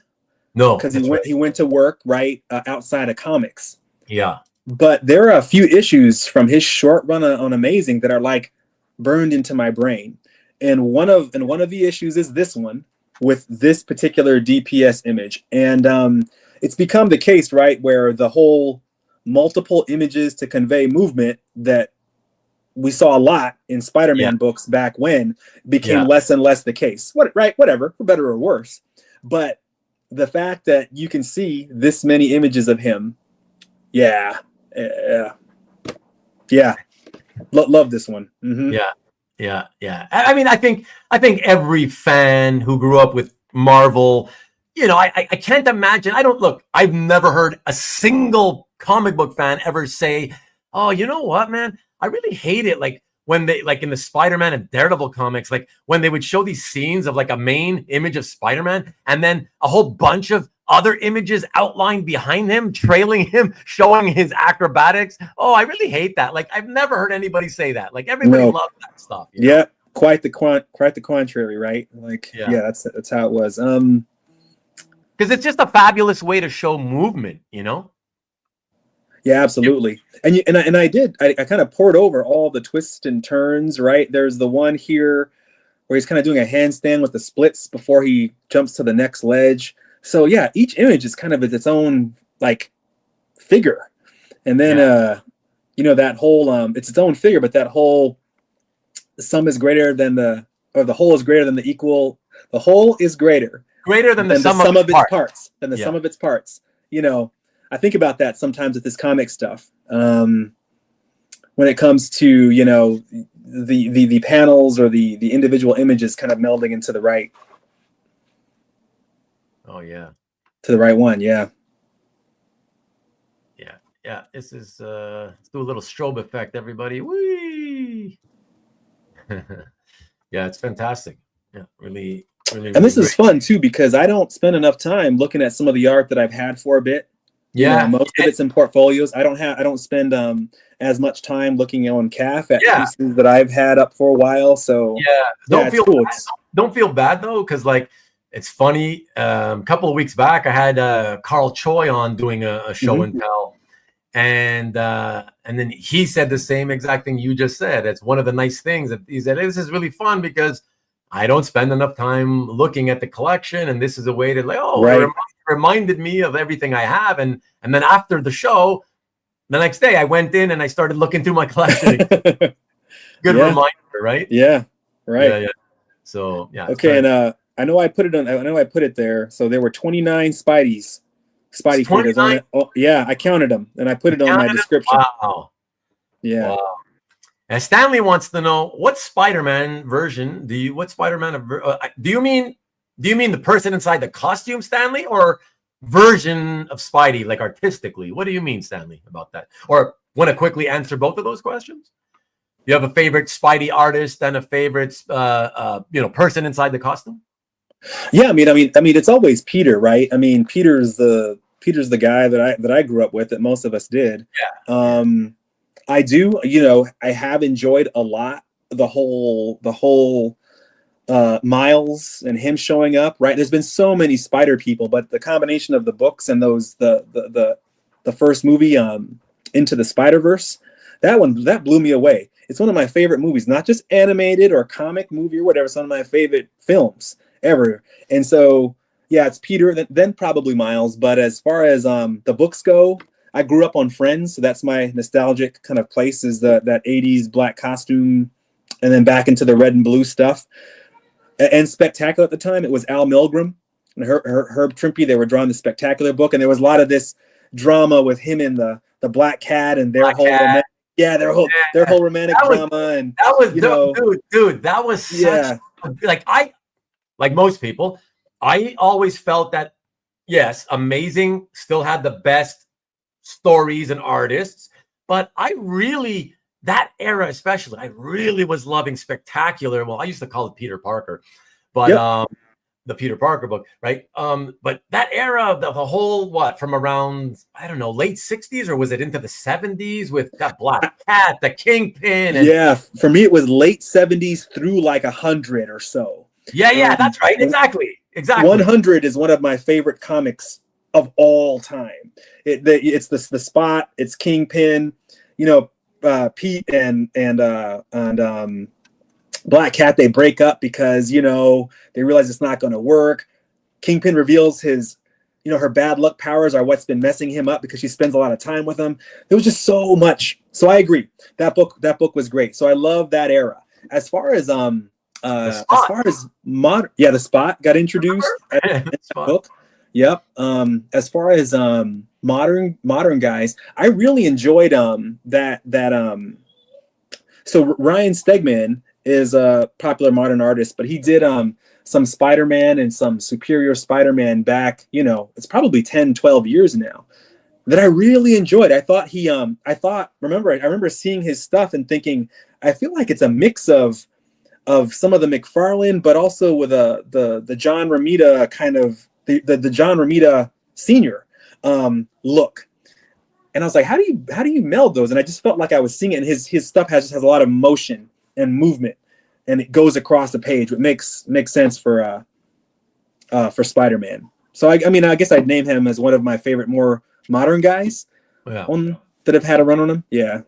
But FYI, Stanley answered the question, and he just simply was curious about just simply about the character inside the costume anyway. So yeah. There you go, Stanley. You got your answer. Oh, I think Jason's going to leave us. Mr. Ladwig, fantastic art. Khalil, thanks for the show. Ruben, all right, Jason. Have a good night, Jason. Thank you for dropping in and staying as long as you could. Appreciate it. Excellent. Like I said, every God, you have so much good art, man. Thanks. It took me so forever to okay, so that was number 7, guys. Let us get to number 8. And one piece that while Khalil was giving us a little bit of his background, how he discovered comics, and when he got into the early 90s, he mentioned this one.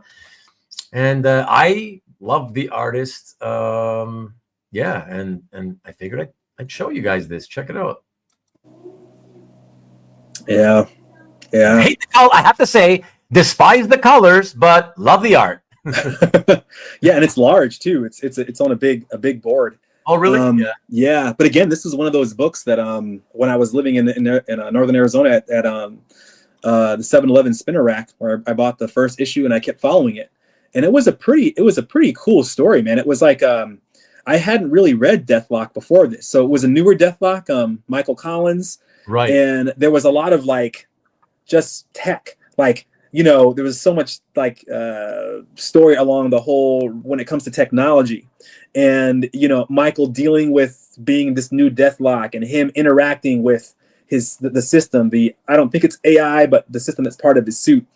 And then Cowan's art was it was messy in a good way. It was a little newer to me. I hadn't seen a lot of his stuff prior to this. But the grittiness and the constant kind of frenzied images I felt matched the character very much. So yeah, this so I was wanting to get a nice example from the run, and I know Mikhail's also a big fan of this run. We've talked about it once or twice. Yeah, he's got some art from it. Yeah, he's got some art from it. Yeah, so it's a fun page just to look at. But what's cool about this time is that you can see the actual balloons on the page, and the balloons are they're really cool too, because he's literally talking to his system.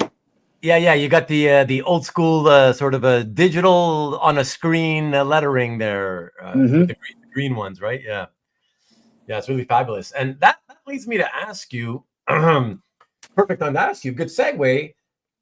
Well, not so much of a segue, but it's related to this.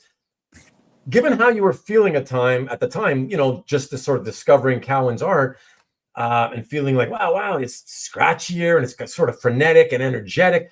What, at that point, what was your feelings, or did you even have any, about Sienkiewicz? Yeah. Honestly, for me, Cowan became sort of a, he was working since the early 80s, but his art in the early 80s didn't look that great.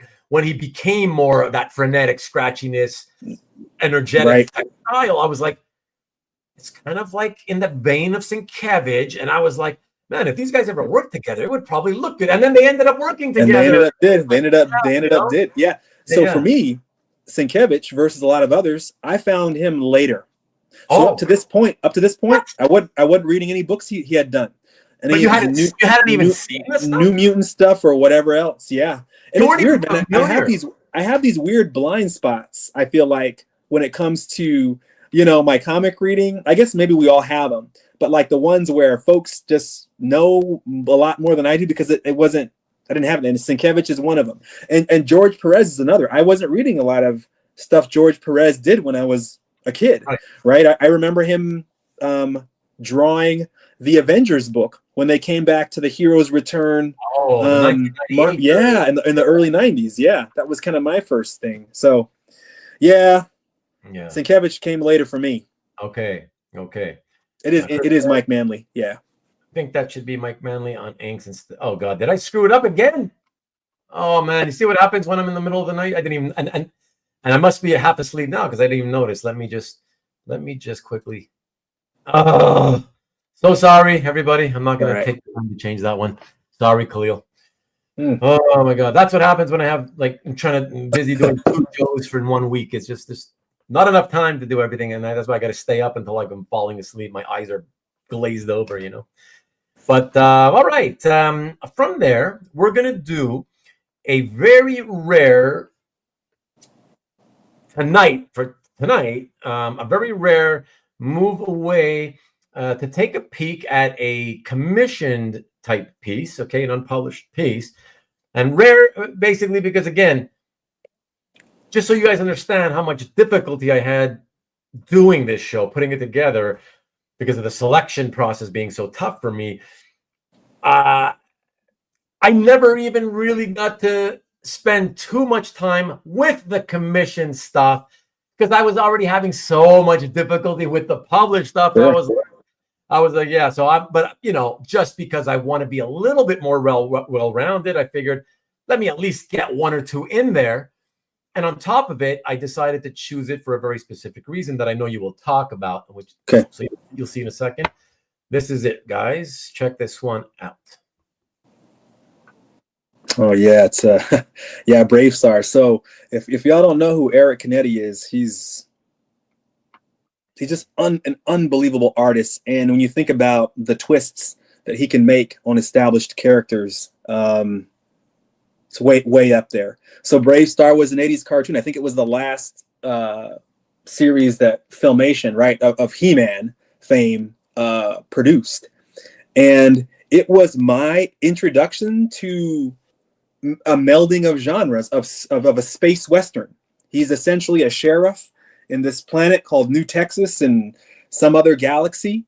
And this show for me, I was like, wow, it mixed Western and space and sci-fi in a way I hadn't seen before as a kid.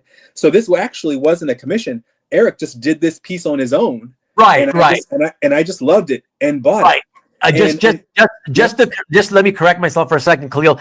I misspoke, but as you can see on the slide, that's why instead of commission, I did make sure I was aware it wasn't a commission that you got. Yeah.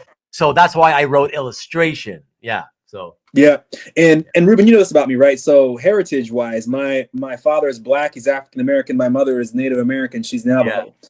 So I've spent time with both families, but I spent most of my younger years in rural Arizona on my mom's side of the family. And so all else being equal, it's always cool to see these characters, man. To see and you can see what Eric did here. I mean, look at the vest and the pistols, and just mixing the steampunky future look with a western. Yeah. And he added the feathers and the sash, and he's got his equine partner 30-30 in the background with his gun, his blunderbuss in the back. So yeah, and it's nice. It's 11x14. Eric's just so good at doing his own spin on characters. Yeah. So when I decided to choose one, so this one, first of all, this piece stood out to me when you first posted it, right? I was really impressed with the artwork. For tonight, just FYI, in case you're not aware, I just want you to know it's not a coincidence that I chose, it's not just that I like the Canete piece, it's also because I wanted to have at least one piece that represented your love and desire to collect art with Native American characters on it. Yeah. So that's why I wanted to be sure I did that, So yeah, fantastic. Hey Rob, I can say it out loud now. What's up? Rob. And Rob, I see Rob here mentioned. Hey Rob, he mentioned that the intro. Yeah, the intro is one of the best. Like I think I might have linked it in my posting, but it's a great intro that has all the imagery of the show in it. Yeah. Yeah, I can't say I was familiar with that cartoon. I don't remember it at all. And I think I said that when I commented on it. Yeah. Explain that it didn't last long or whatever. Was it possible? I think you said something like, "Oh, I think it lasted 6 months." However, as you know how those things work, in 6 months they probably had like 100 whatever episodes. That's how they did it back then. Yeah. Like so many episodes, man. Yeah. So crazy. All right, let us keep it going. But let me just quickly check the hello everybody. Okay, everybody's saying hi to Rob. Filmation. It's a Filmation cartoon. Okay. I was watching TMNT. You know what, Marcus? Just so you know, I never watched the TMNT cartoon, and I've never watched any of the TMNT movies. I'll tell you why. Because I was a big fan of TMNT when they first launched as a comic book, and it was taken seriously as like a Daredevil type thing. I thought it was kick ass, and when they started doing, announcing that, it's going to be a movie, I thought the movie, I saw the movie, the characters, I was like, oh God, it looks stupid. And then they started saying, oh, Archie, although I did buy the Archie #1 for some reason. But anyways, but yeah, I know it was after it stopped being, after they started doing all these different versions of TMNT, aside from the regular series that first launched in '84, I lost the love of TMNT, and I was no longer a fan. So haven't read TMNT since sometime in the '80s, and so I'm not familiar with the cartoon at all or the movies. Yeah, never heard of BraveStarr. Another one who never heard of it. Yeah, Steve Gordon, one of the animators.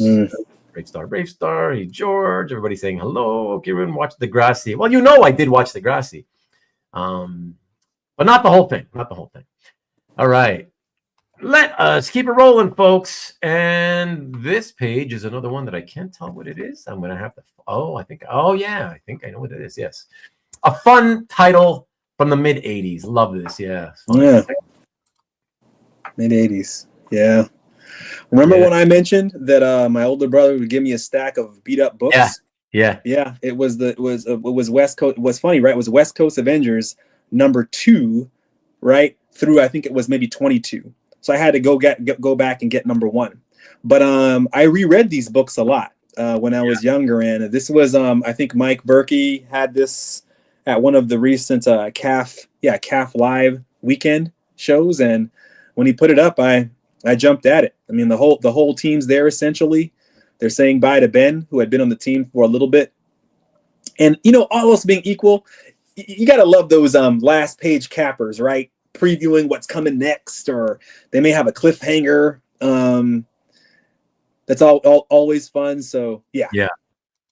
I mean, that's what obviously caught my eye at first was the second to last panel. It's always fun to have a team shot like that.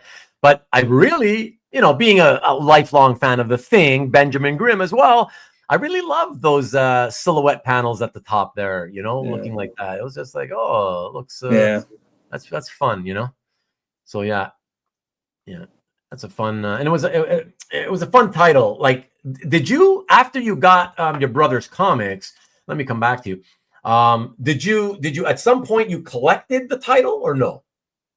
Yeah, it was funny because I think what was tougher when I was younger was being able to just get a title month to month. Yeah, it was a combination of funds and moving around and whatnot. So it was hard, but I would pick up pieces in spots. So as far as that run goes, I remember he gave me that stack, and he gave me the Bob Layton, Mark Bright Silver Centurion run from 200 through maybe 220 something as well. And so that was kind of the two. He was like, "Here, check these out." So I got huge nostalgia for those two runs. I don't have many regrets at all when it comes to this stuff and moving pieces. One that stands out for me is I ended up moving or selling a Silver Centurion page from that run where it was a great shot of him. That's the one I regret a little bit. Not too many others, but yeah. Hey man, we all make these mistakes. Yeah, so, yeah. Once in a blue moon's not a bad thing, you know. Right, it's right. Plenty of people have worse stories than that, so yeah, feel better. Just set up my Marvel Legends WCA team in my office. What do you mean, like statues or something you're talking about? What's that, Tom? Marvel Legends sounds like statues or maybe figurines or what do you got? Action figures, maybe. That was Target Stingray, period. Look at his Stingray. Look at that. Yeah. Remembers that one clearly. Awesome. All right. So, excellent. So, from the West Coast Avengers, everyone, we are going to hit up the modern, more contemporary era. One of my favorite all-time artists on this character. And what a beautiful, beautiful penciled and ink piece. Check it out. Yeah. This is, and of course, by this character, I mean Spider-Man, but you know, this is an offshoot of Spider-Man character. So yeah, absolutely. Yeah.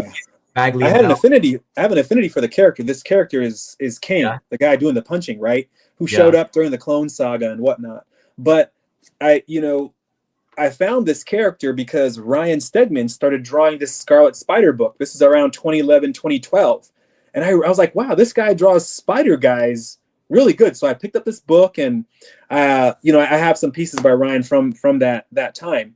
But I thought, okay, Mark Bagley, some of his stuff I like, some not so much, just being candid. I think some of his amazing stuff. I think about Ultimate Spider-Man, those first handful of issues a lot when I think about his stuff. So, up and down for me. But this cover image just wowed me right when I saw it.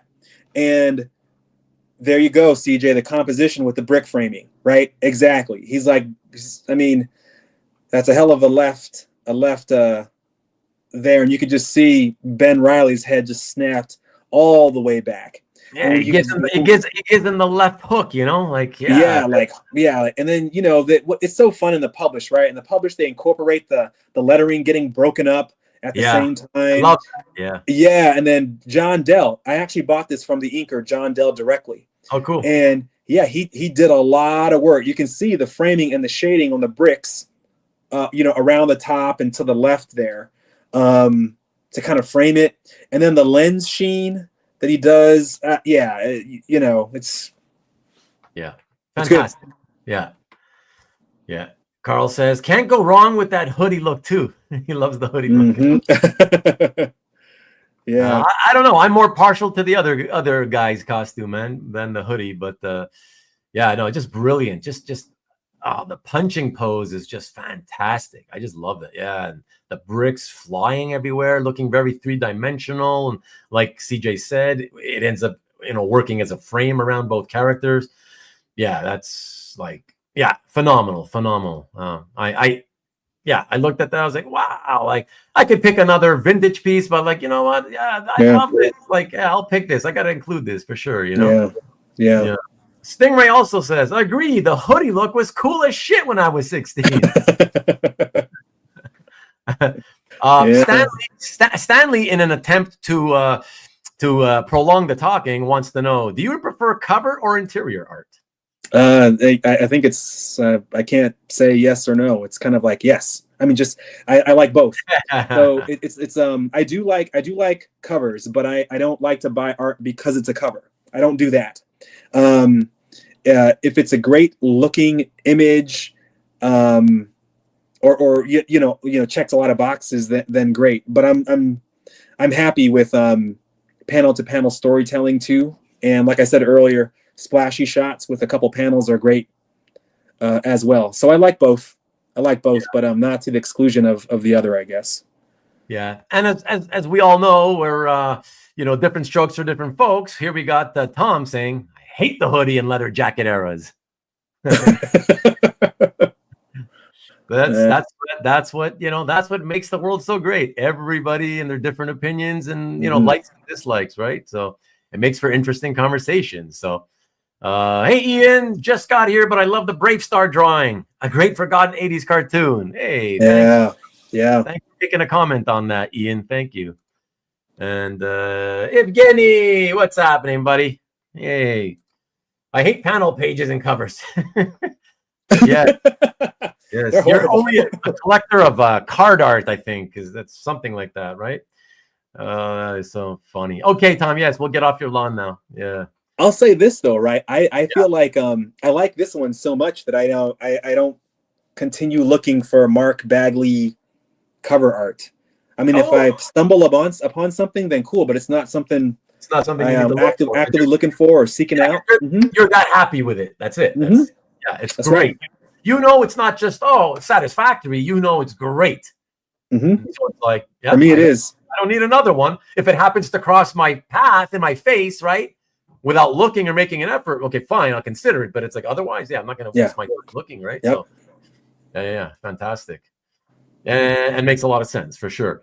Marcus has a sick card art collection. I'm sure he does. Just trolling. I like those eras. Oh my gosh. Okay. So we will jump. We're going to stay with fairly contemporary era. We will jump from that piece to this next piece. Because I really love artwork, comic book art that has nice shots of famous monuments. So I know, Kahlil, that by you saying that, you know what I'm talking about. And I spoiled the fun for you. But let's all take a look at it. And let's talk about it. Check it out. Yeah. And here we go. The color version, everyone. There we go. Well, the red baby. Yeah. It's a great modern story. It's a great modern story. And a lot of people. The story's great too?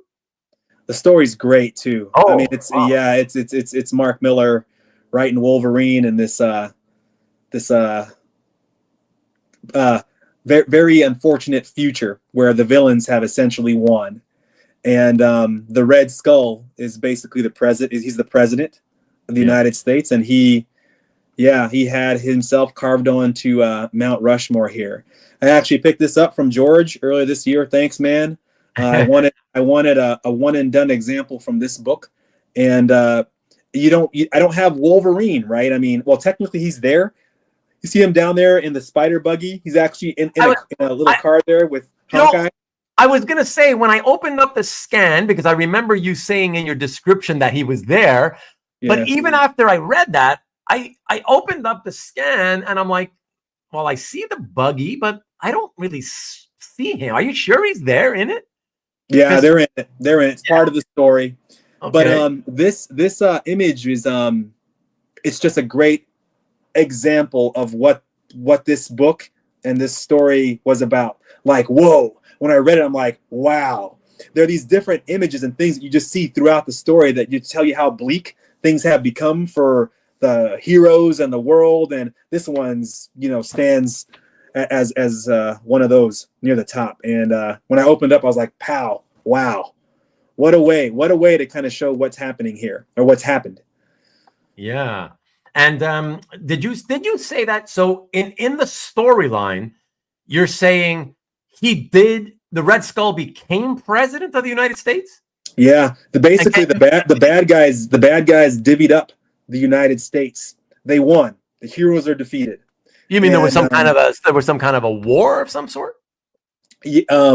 So what's interesting is that they basically said, and it's true, right? When you think about how many villains each character has, pure numbers. They decided to mobilize and just do it. But I won't spoil it if you haven't read it. I would really suggest reading it if you haven't. Yeah. But unfortunately, something happens where Wolverine contributes to what happened. And he in this story he actually hasn't unsheathed his claws, hasn't fought or anything for years because of that. Okay. Yeah, it's a good story. And how many issues is the storyline? Y'all correct me, but I think it's probably a solid 7 or 8. Oh, something like that. 7 or 8 issues, something like that. Maybe 6. Oh, okay. So it might be I was wondering if it was a standard a standard 6. You know what I mean? Yes, it was something. It was something like that. Yeah. And they did it in the Wolverine series. So yeah, from the 60s to 70s, they just cut out a little bit of that series for this story. I think Bootlegging says he thinks it's 6. Oh, okay. And George says he thinks it's 7 and the giant-sized issue. Okay, that's right. They kicked it off with a giant-sized issue. Yeah. Well, the way these things work is like, there's so many different Wolverine series over the course of history.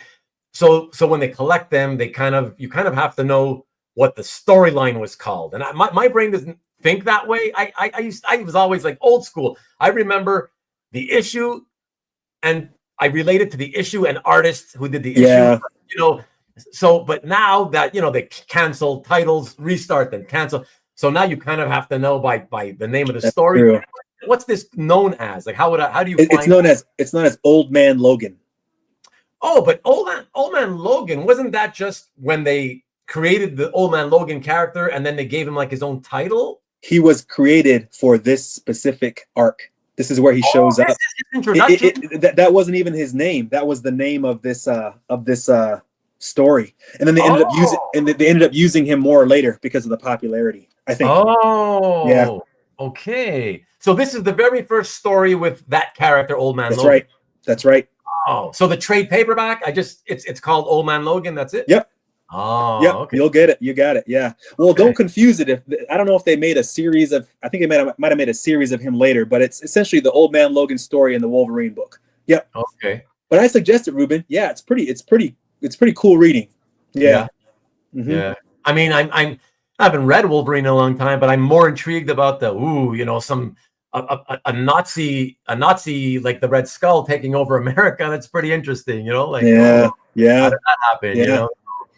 Okay. And I always loved Cap and the Red Skull because when you think about everyone in the Marvel universe, they're on the polar ends and everyone else is in between, right? Like the goodest of the good and the baddest of the bad, and so it makes sense that they're these arch enemies, and you got kind of everyone else in between. Yeah.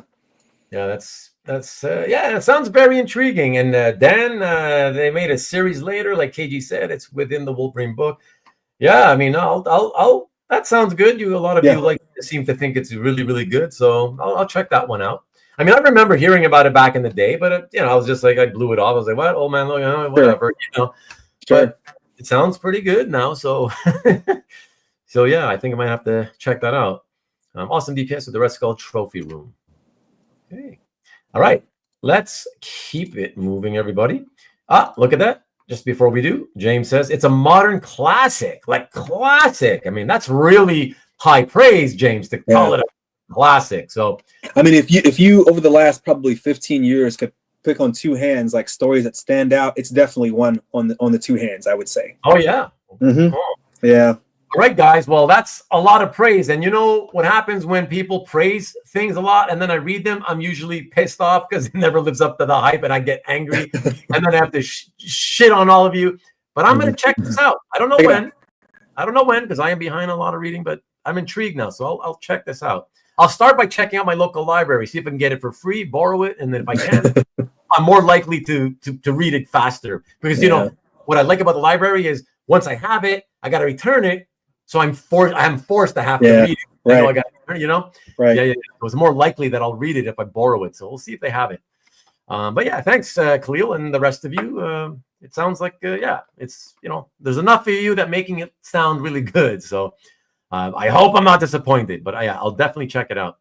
The Old Man Timeline, subsection of the future. The Old Man Timeline. Okay. Library power, yes, sir, Stingray. Okay, let's hit the next one, everybody. And for that, this was a favorite of mine at the time. I've since lost all love for this character. No offense to everybody who loves him. It's just the simple fact that he was, and I know they did this to Wolverine and Spider-Man as well, but somehow I always loved them. But this guy, I just don't love him anymore. But I loved this run and this artist. Check it out. Yeah. Portasio and shit. Did I screw up again? That's not Mark Farmer. It's Scott Williams. It should be Scott Williams. Yeah. So sorry. Oh my God. Okay. All right. Talk, and I'm going to try to change this one.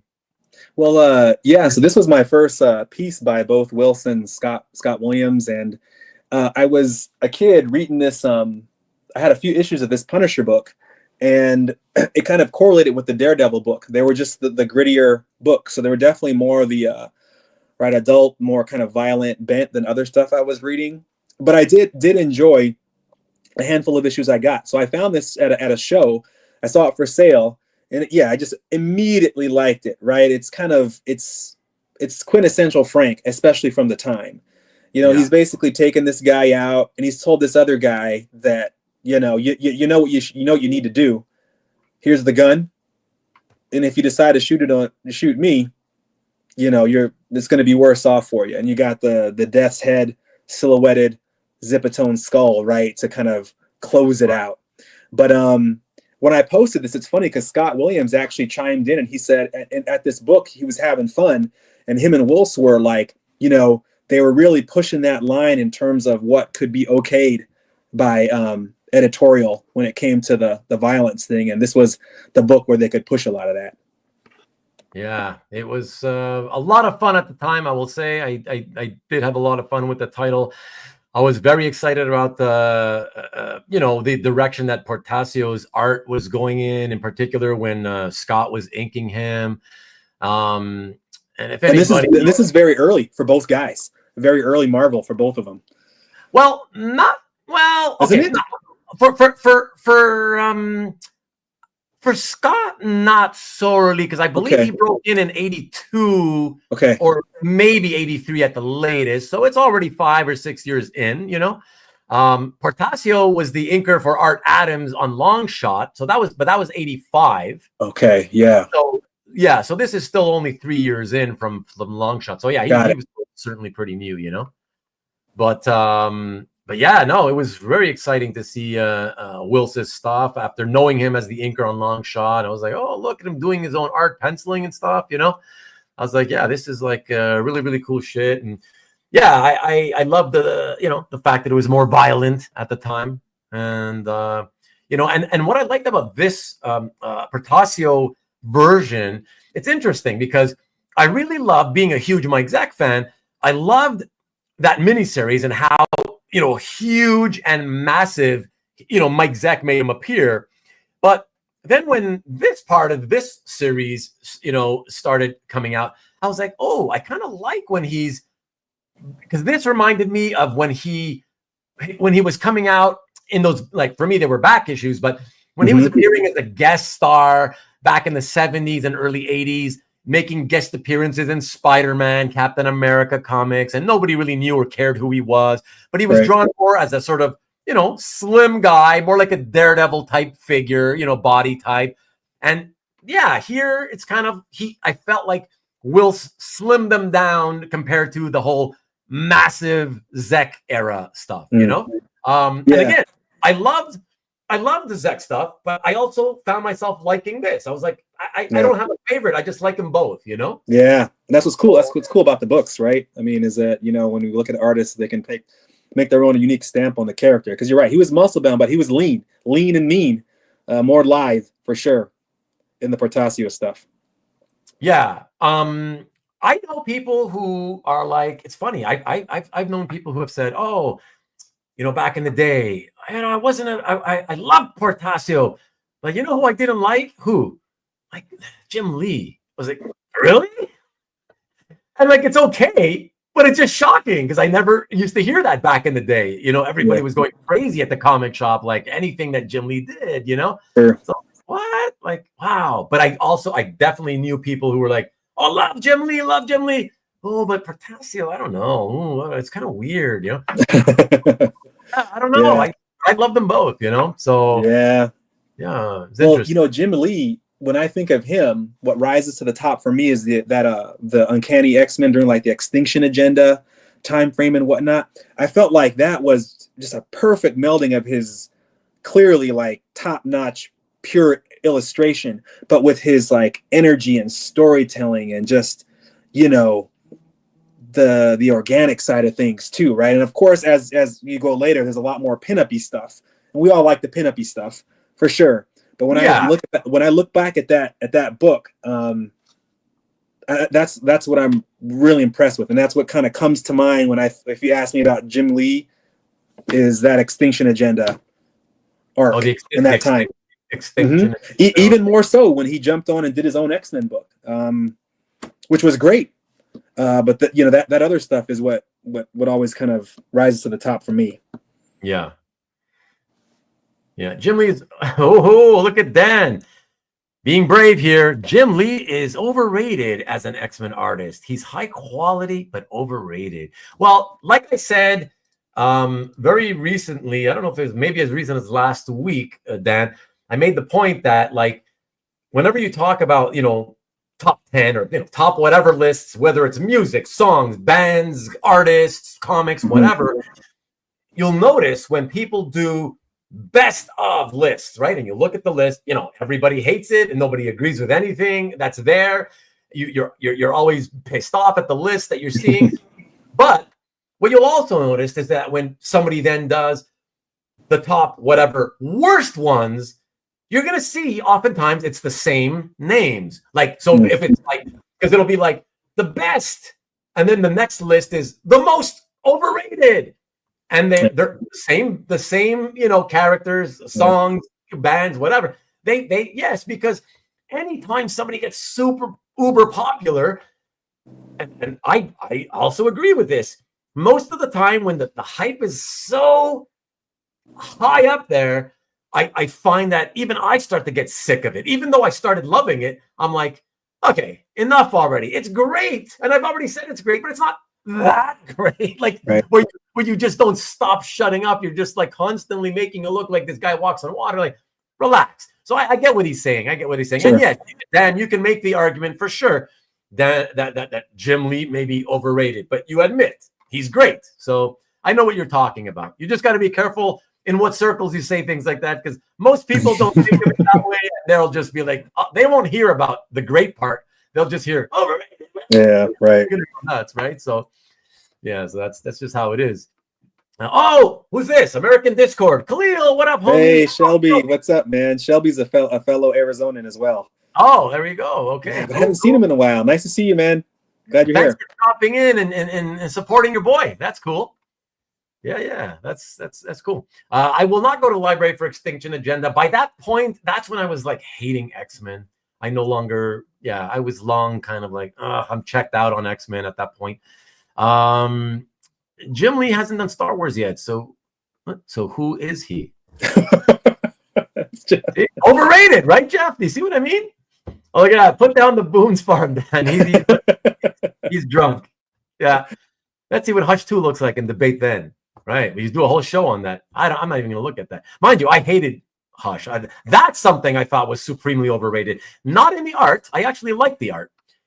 But I remember going from page to page, panel to panel, being bored out of my mind. Like, what? This is what's so great. I don't get it. What are people talking about? Like, it's so the most amazing thing they've ever read. I was like, I enjoyed it. Yeah. I don't think it's the best thing ever, but I enjoyed it. And the art is great. Great. Yeah. I mean, that's the thing too, right? I've heard, I guess I'll say this. I've heard people say sometimes with Jim, and it could feel, it's so good. It's so good from an illustration standpoint that it could feel a little, I don't know if the word is sterile, a little like, I don't know. It's hard to explain, but I think I can get it, and I can see it sometimes in some of the pinup-y stuff, right? I mean, because he's so busy, he doesn't do many interiors anymore, so there's a lot of covers and those kind of things he does, and sometimes some are better than others, I guess, when it comes to melding what he does with like the energy and the original kind of feeling of it, versus some others. Yeah, for sure. No, that's well said, for sure. Okay, fantastic. So from Frank Castle, everybody, we are going to go to another beloved Marvel character for many of us. And for this, we're going to see multiple pieces of art on the same slide. So yes, it looks a little bit kind of squished in, but Kahlil immediately will know why I put multiple pieces. Check this baby out. Oh, that's nice that you did that. Yeah. That's cool, man. Yeah, this is the first time I put three pages together in a sequence. Yeah. yeah. This is the only issue of Daredevil that Ron Lim ever did. Yeah. And again, there's the nostalgia factor. I had this issue of Daredevil when I was a kid, and it was a one and done story, right? The whole story is done in the one single issue, and it introduces this character named Bangle, right? It's the first time he shows up. Yeah. But if y'all read this, it's a pretty dramatic kind of story, right? He's essentially a kid that was left alone and traumatized in a war, and he basically, as a child, he comes back to the States to take vengeance, as he sees it, on the U.S. military that were part of his horrible childhood. But it's not as simple as that. So this is one of those books that I was reading as a kid where I'm like, wow, man, I get both sides of this story. Plus, the sequence of them fighting was just great. You get Daredevil using his radar sense. You get him thinking to himself. I don't know. Yeah. So yeah. We get it. I mean, I think everybody gets it. It's a triple. Yeah. Sorry. Yeah. Everybody's loving it. I mean, wow. Like any one of these pages on their own are fantastic. Because all three examples are fantastic. Like oftentimes you might get like a sequence of 3 pages where like 2 of them are great, but then maybe the middle one's a little weaker. You're like, wow, like this is like all 3 are fantastic, So yeah, what a fantastic sequence, dude. And it was so awesome. I remember when you had posted the last one you got and how excited you were because right, like, oh, it goes with the other ones in sequence. 100%. Yeah. That's so fun. 100%. So it's fun for me to see it because I also bought it off the stands, and I remember that was like one of the earlier times with like thinking, oh yeah, Ron Lim was fairly new, and sure, this guy's I like this guy's stuff. Yeah, it's cool. And then I didn't like when a title I was reading would suddenly have a fill-in issue, but if the fill-in issue had an interesting artist, then I'd be like, oh, okay, it's cool. Like, I'm happy there was a fill-in issue because I get to see this new artist, That's right. Yeah, it was a fun one. Like you said, you get all excited about the design of the Bengal character, right? And it's like, it's pretty cool. Yeah. Out of curiosity, has he ever like appeared again? Like, whatever happened to Bengal? Yeah, I've read comics on and off in the last 5-6 years, and I know he showed up a couple different times, but he's not a steady Eddie major player, I think, by any means. Yeah. But within the last 5-6 years, he's appeared? I believe so. Yeah. Wow. Yeah. But usually there's more event things, right? Where they're kind of bringing in a lot of different characters, sure. but never kind of his own arc or whatever. Yeah. Right. Yeah, man. I don't know. It's funny, right? With all these sort of secondary characters that they've come up with over the decades that, they didn't use too much. You would think that somebody would kind of look back into their history and, see I'm talking about the writers, right? Like why not occasionally grab a pile of like books from this character's run in, 30, 40 years ago, and just to look for maybe some cool characters that they haven't used in so long, and you can bring them back and make them cool again, or you know what I mean? Like they don't seem to do that. Like they don't seem to think like, hey, let me look back and look for who haven't we used a lot or enough. Yeah. I'm trying to think as you're saying that if there's any. I'll keep thinking. I'm trying to think, right? But no, to your point, I guess nothing pops to mind right away. But look, Stingray says Bengal just showed up in Spider-Boy in the most recent couple of issues. Wow. All right. Wow. And Mickey says, I love the early Ron Lim. Yeah, for sure. Need more Dragon Lord. What's that? Dragon Lord. The hell is that, Tom? I don't know. You ruined our flow, Tom. I'm picturing a character. Is it Dragon Lord or White Dragon? I remember this character in an issue of Marvel Team Up. Black Panther's body and Moon Knight. Yeah. That's what I'm thinking. That's what it's evoking to me, but I don't know why that came up. But I guess need more of that. That's the character he that never got. He wants more of. He wants to see again. Yeah. It's funny. That's just a general statement, says James. We all need more. That's funny. All right.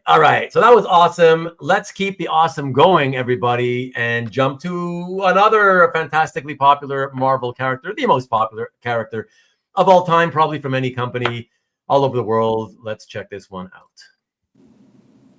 Yeah, this is a recent get. Yeah.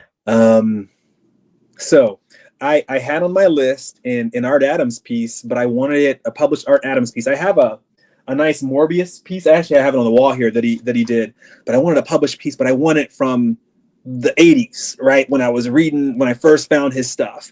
And New Mutants Special Edition, some of the X-Men stuff that I did like, a little tougher. But I'm a huge Spider-Man fan and fellow collector. I got this from him last year. Great guy.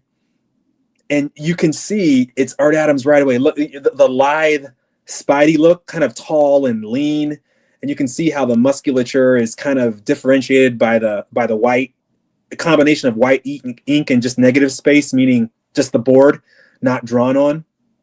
Yeah. And it was a wacky, fun, one-off story that involved Warlock from Web of Spider-Man at the time. Okay. And by the way, I don't know if you're here still, George, Mr. Haj. George he made a mention after I said how much I dislike the colors on that Dennis Cowan Deathlok page. I'm just curious, George, if you're here listening, what do you think of these colors? Because they're hideous, but I just want to know if you like them. Thank God for original art is what I say, Kahlil. That's what I just want to say about the colors. Thank God for original art. And by the way, I also just want to point out, because this example has it. We were talking about Zipatone, how much I love Zipatone. I also really love certain instance. This is a great example of it.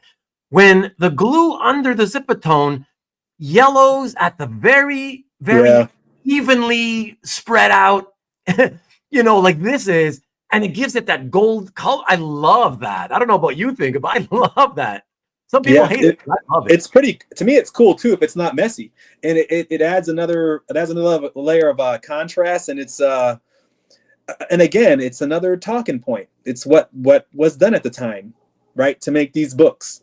So I think it tells a story as well. Okay, and George, thank you, George. Thank you, George. Appreciate it. Just busting balls a bit. That's funny, and everything was yellow. Yes. And what's funny is another story too is if you look at that bottom left panel when he's shooting the web, it's coming, and I have to, now that I'm thinking about it, it's coming from under his hand. So the symbiote costume, the webbing comes out of the top of the hand right. So, but I believe this is when he's just wearing the black costume, which he did. Or is it that his hand is in a position where he's he's got it coming. Maybe is it maybe coming out of the back of his hand, but he has twisted his wrist over and wrapped the web around his palm. No, you can see it if you can zoom in on the art. I have it here that it's coming from the wrist. I see. Yeah. Okay. So I have a great example in my opinion, right, from him, and then Frenz and Zeck from this 80s era in the black costume. Those were the guys, man. Yeah, man. Yeah. And like I said earlier, think about it. Like you've checked off a lot of these great ones that you always wanted, and you checked them off a while ago. This one's more recent, obviously, but a lot of them you checked off a while back. Yeah. So you've done so well already, and so you're narrowing down that need to get list, and so it's just a matter of time, Yeah. So yeah, that's awesome. Stingray says better than shooting it out of his butt. Thank you. We wouldn't have wondered and thought, Agreed. Yeah. Okay. So we're gonna take a little detour, everybody, just for a moment. I wanted to throw a curveball again, or the change up, as Marcus says, and just because I really enjoy seeing this artist's work when people post commissions. And as I looked through your collection, Kahlil, I noticed, you had a published piece by her. Interesting. I'll pick this. And now the jokes are going to come in fast and furious at my expense, and you'll see why. You'll see why. You'll see why. I'll have to probably explain it to you. Check it out, everybody. Oh yeah, Danny strips. So I got a commission from her. I think it was the year before of Danny Moonstar. Danny Moonstar by Danny. Danny by Danny. Yeah. Yep. And loved it. And this is a cover that I had eyed.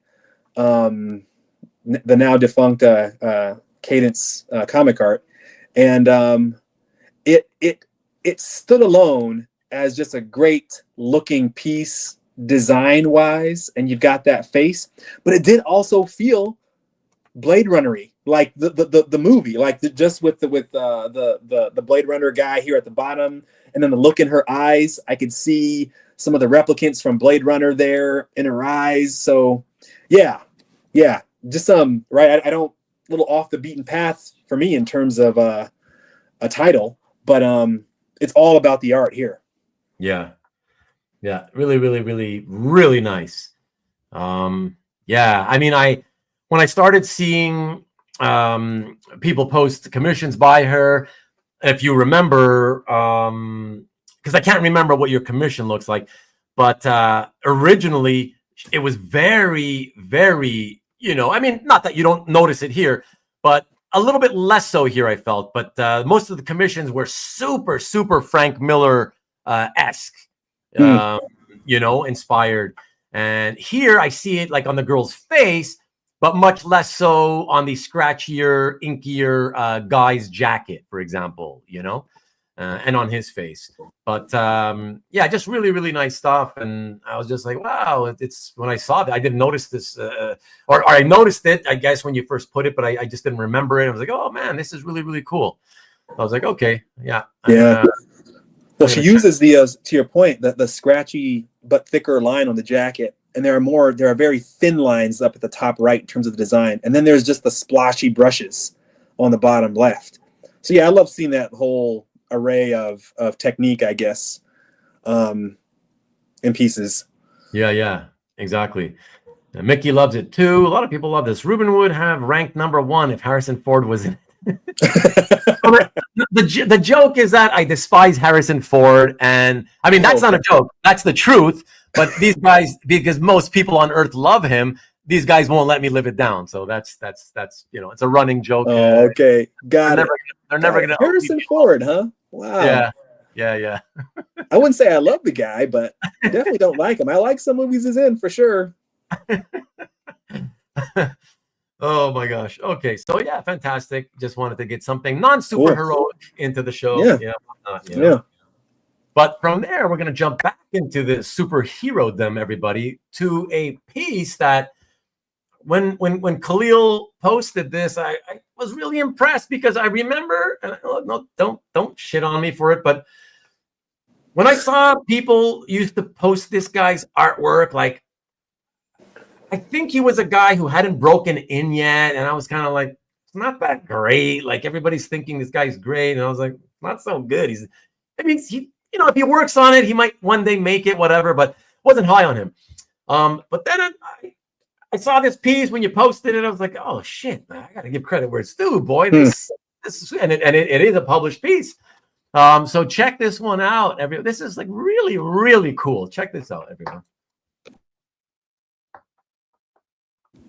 Oh yeah. Yeah, right. I mean, and I got to give James Siegel, James S here on the chat, kudos for introducing me as far as this artist and being able to pick up a piece or two from him.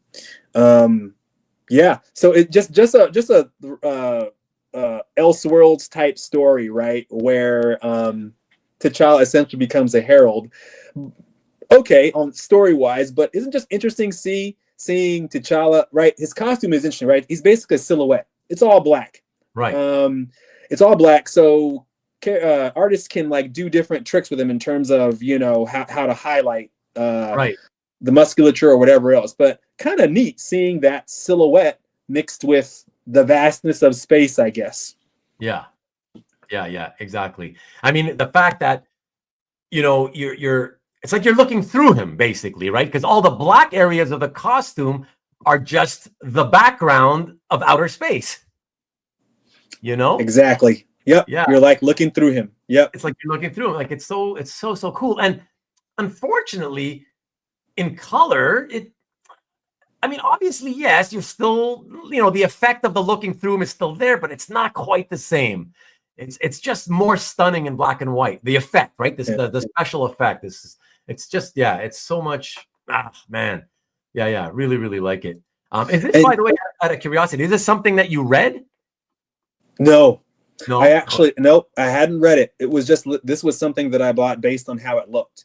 And I did read it after the fact. It's an okay story, but the art is where it's at. And I think when I look at what's neat is when you look at it in person, a lot of that space background, the stars and whatnot, is done in white ink. So you can kind of like rub your hand over it and feel all the texture. Yeah. Yeah, I love that. I love texture on art for sure. Yeah. Really, really cool piece. Yeah. And it happens to be the last page cliffhanger splash. That's always fun. That's right. Yeah. Very cool. Very cool. All right. You notice, Kahlil, that I've actually seemingly made an effort to not go crazy on Black Panther loading up on your show. Yeah. I tell everybody all the time, I've had other collectors on who are known for collecting a specific character, but I find it's too obvious. So sure, I'm going to show some pieces of that character because, the collector collects that. Right. But at the same time, I just feel it would be a disservice to showing the collector's collection, knowing that even collectors who are known for a specific character, they tend to also collect other things. But because they're so known for the one character, people forget, right? People forget. So everybody talks about you. Oh yeah, the Black Panther guy, guy. As if you don't have a ton of other great stuff, right? Mm-hmm. And it's no, I appreciate that. And again, it's making me look at some of the stuff I haven't in a bit. Yeah. So, all right. So let me get into the next piece, everybody. I'll be right with you. Sorry, a few more comments by Timothy Cosmic. Yes, sir. Hit those. Thank you, CJ. I always forget to ask for that. Please, everybody, the thumbs up is pointed right down here somewhere. It looks like this. If you don't mind hitting the thumbs up, don't do it for me, especially if you don't like me. Do it for Kahlil, though. Do it for Kahlil to support him, and so he can see that, hey, my episode of Show and Tell got more thumbs up than yours did. And he's laughing at his friends and shit, George and James and, character collectors. Yeah, what are those, right? The misdirection chooser. You know me, CJ. So far, the Panther pages you selected have been iconic. Well, that's the thing, right, though, TJ? Because I'm not going to fill up the show with his favorite, the character he focuses on. I want to at least pick really cool pieces, right? So, and believe me, I had many to choose from. So, okay. So, yes, let's get back to number 18, everybody. Check this one out. Oh, yeah. So, again, nostalgia on art. I picked this up, I think it was maybe a year and a half ago or so, from Jason D. Ambrosio. Mm-hmm. He had another great one, and thankfully he was okay moving this one to me. And again, this was a book that I got when I was a kid. Number one, the cover was an iconic image to me, so I had to check it out. And it was just so different, right? There was kind of a more mature bent to the story than other things that I had been reading, and not like the Punisher violent stuff, just in terms of more of the character interactions and what was going on and the weird wackiness of the villains like the werewolves and whatnot. So yeah, I mean, when I think Alan Davis, I think Excalibur, like a lot of people, and I'm very happy to get one example for me, it was looking for one from the first 7 issues, right? The first 5, and then there was a Inferno tie-in in 6 and 7. I really wanted one from those first 7. So here we are. There we go. And another great page. I was so excited for Excalibur. Says Tom. Oh, look, Alan Davis, a vastly superior X-Men artist to Jim Lee. Dan wants to start shit tonight, apparently. Yeah. So Phil says, we like the obvious when the obvious is so good, but it is what it is. Well, sorry, dude, but don't forget too, Phil, that I'm also I have to think about the fact that, like, okay, the collector, let me come back to you here. The collector is not only known for collecting that stuff, but he's known, to everybody else because they see the collection. It's not like they just know him as a collector. He's got the collection online, so you guys all see what he has. So it's kind of like, I feel like, first of all, if I was to load up a show and tell with art of one character, first of all, it's so narrowly focused that it might be a little bit less interesting, kind of boring perhaps. That's number one. But also, you guys already know, like Kahlil, right? You know his collection. You've seen the stuff already. Yeah. So this is a way for me to show you the stuff that most people don't typically think of because they're always so busy thinking of Kahlil and his T'Challa, Yeah, no, that's fair. And I just looked real quick. So about a third of my collection involves Black Panther or Spider-Man. So that's true. Those characters do take up a good chunk, but the other 2/3 don't have them, right? Yeah. So like some of the stuff we've been talking about, and I'm not a Captain America character collector or a Hulk character collector, but I am a Hulk collector of a handful of artists that I love that did some kind of work on him over the years. Yep. Yeah, for sure. Yeah, totally get that. We will be seeing some Hulk art tonight. I can promise that. Okay, let us keep it going to number 19, everybody. And it is a character we just saw, I don't know, 3 or 4, I guess, slides ago. And it's, I believe, the second and final. I could be wrong, but I think it's the second and final non-published. It's a commission type piece. Yeah. So let's check this out. Beautiful graphic, beautiful presentation of the graphic art style. Check this one. Love this. Yeah. DK Ruan. Yeah. I mean, this he put it in his art book. Yeah, you got that there. He used it for in his art book, and he actually did a DPS where he zoomed in his art book too. It's pretty cool to see. Yeah, but it should be a cover. I mean, this is combination of illustration, color, and then the design just taking it over the top in terms of the cityscape DD in the background. Yeah, amazing. Remind everybody, how long have you had this one? Oh yeah, how long have I had it? Probably 4 years or so. Okay, yeah, so right around early COVID era or whatever. Yeah. And I got it from a fellow collector friend, and he was just he was ready, I guess, to move it because of some other things. And I always told him I love this one, and if things change, so yeah, I got it in early 21. Okay, cool. Yeah. So you took advantage of a friend parting with it. That's cool. Yeah. And you can see the concentric circles, right? The white you use over the city, but then when you get into the white background, he switches it to black. Exactly. Yeah. Well, yeah. Those are all the little details I love, right? Like it's you just keep staring at it and you're like, oh, you start first. At first, obviously, you're just looking at the coolness of it. But if you're like me and like you and some other guys who really look more deeply into, the technique of how the art is done and stuff, it's fascinating, right? Like, checking out the technique and how they did that. It's like, yeah, it's really, really cool. This would sell T-shirts, says Marcus. I would think so. I would absolutely think so. Yeah, such a great design, says George. And George, being an artist of some merit himself, he would know as well. Yeah.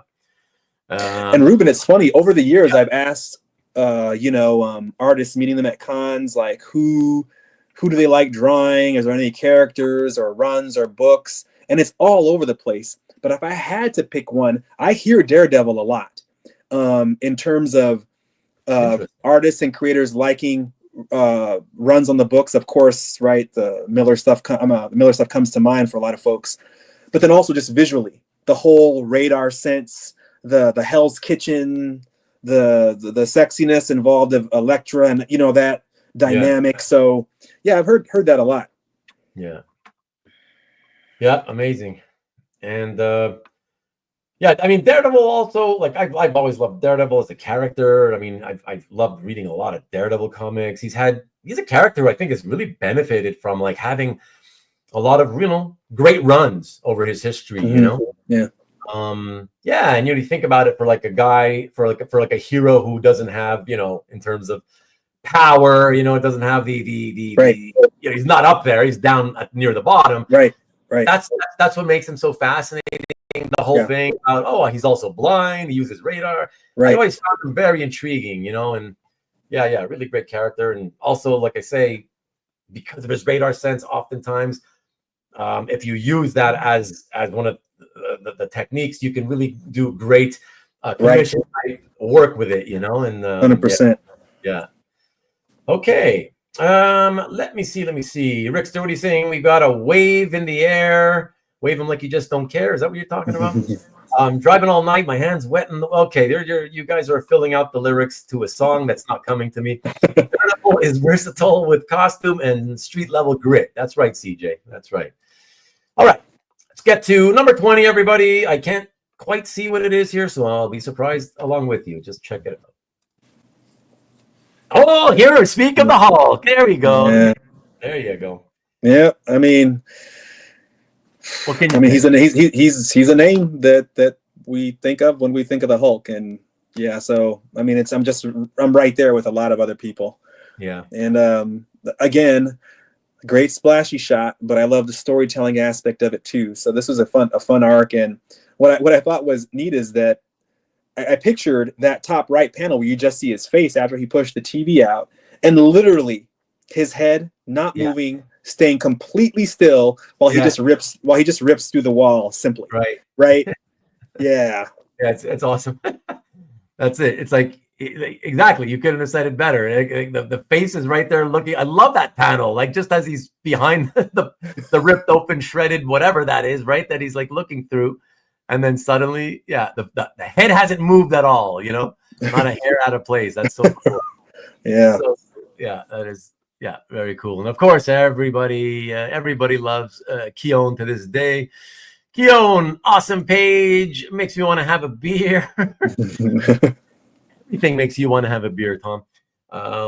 Remember this one? Flip up a coin. I'll explain that.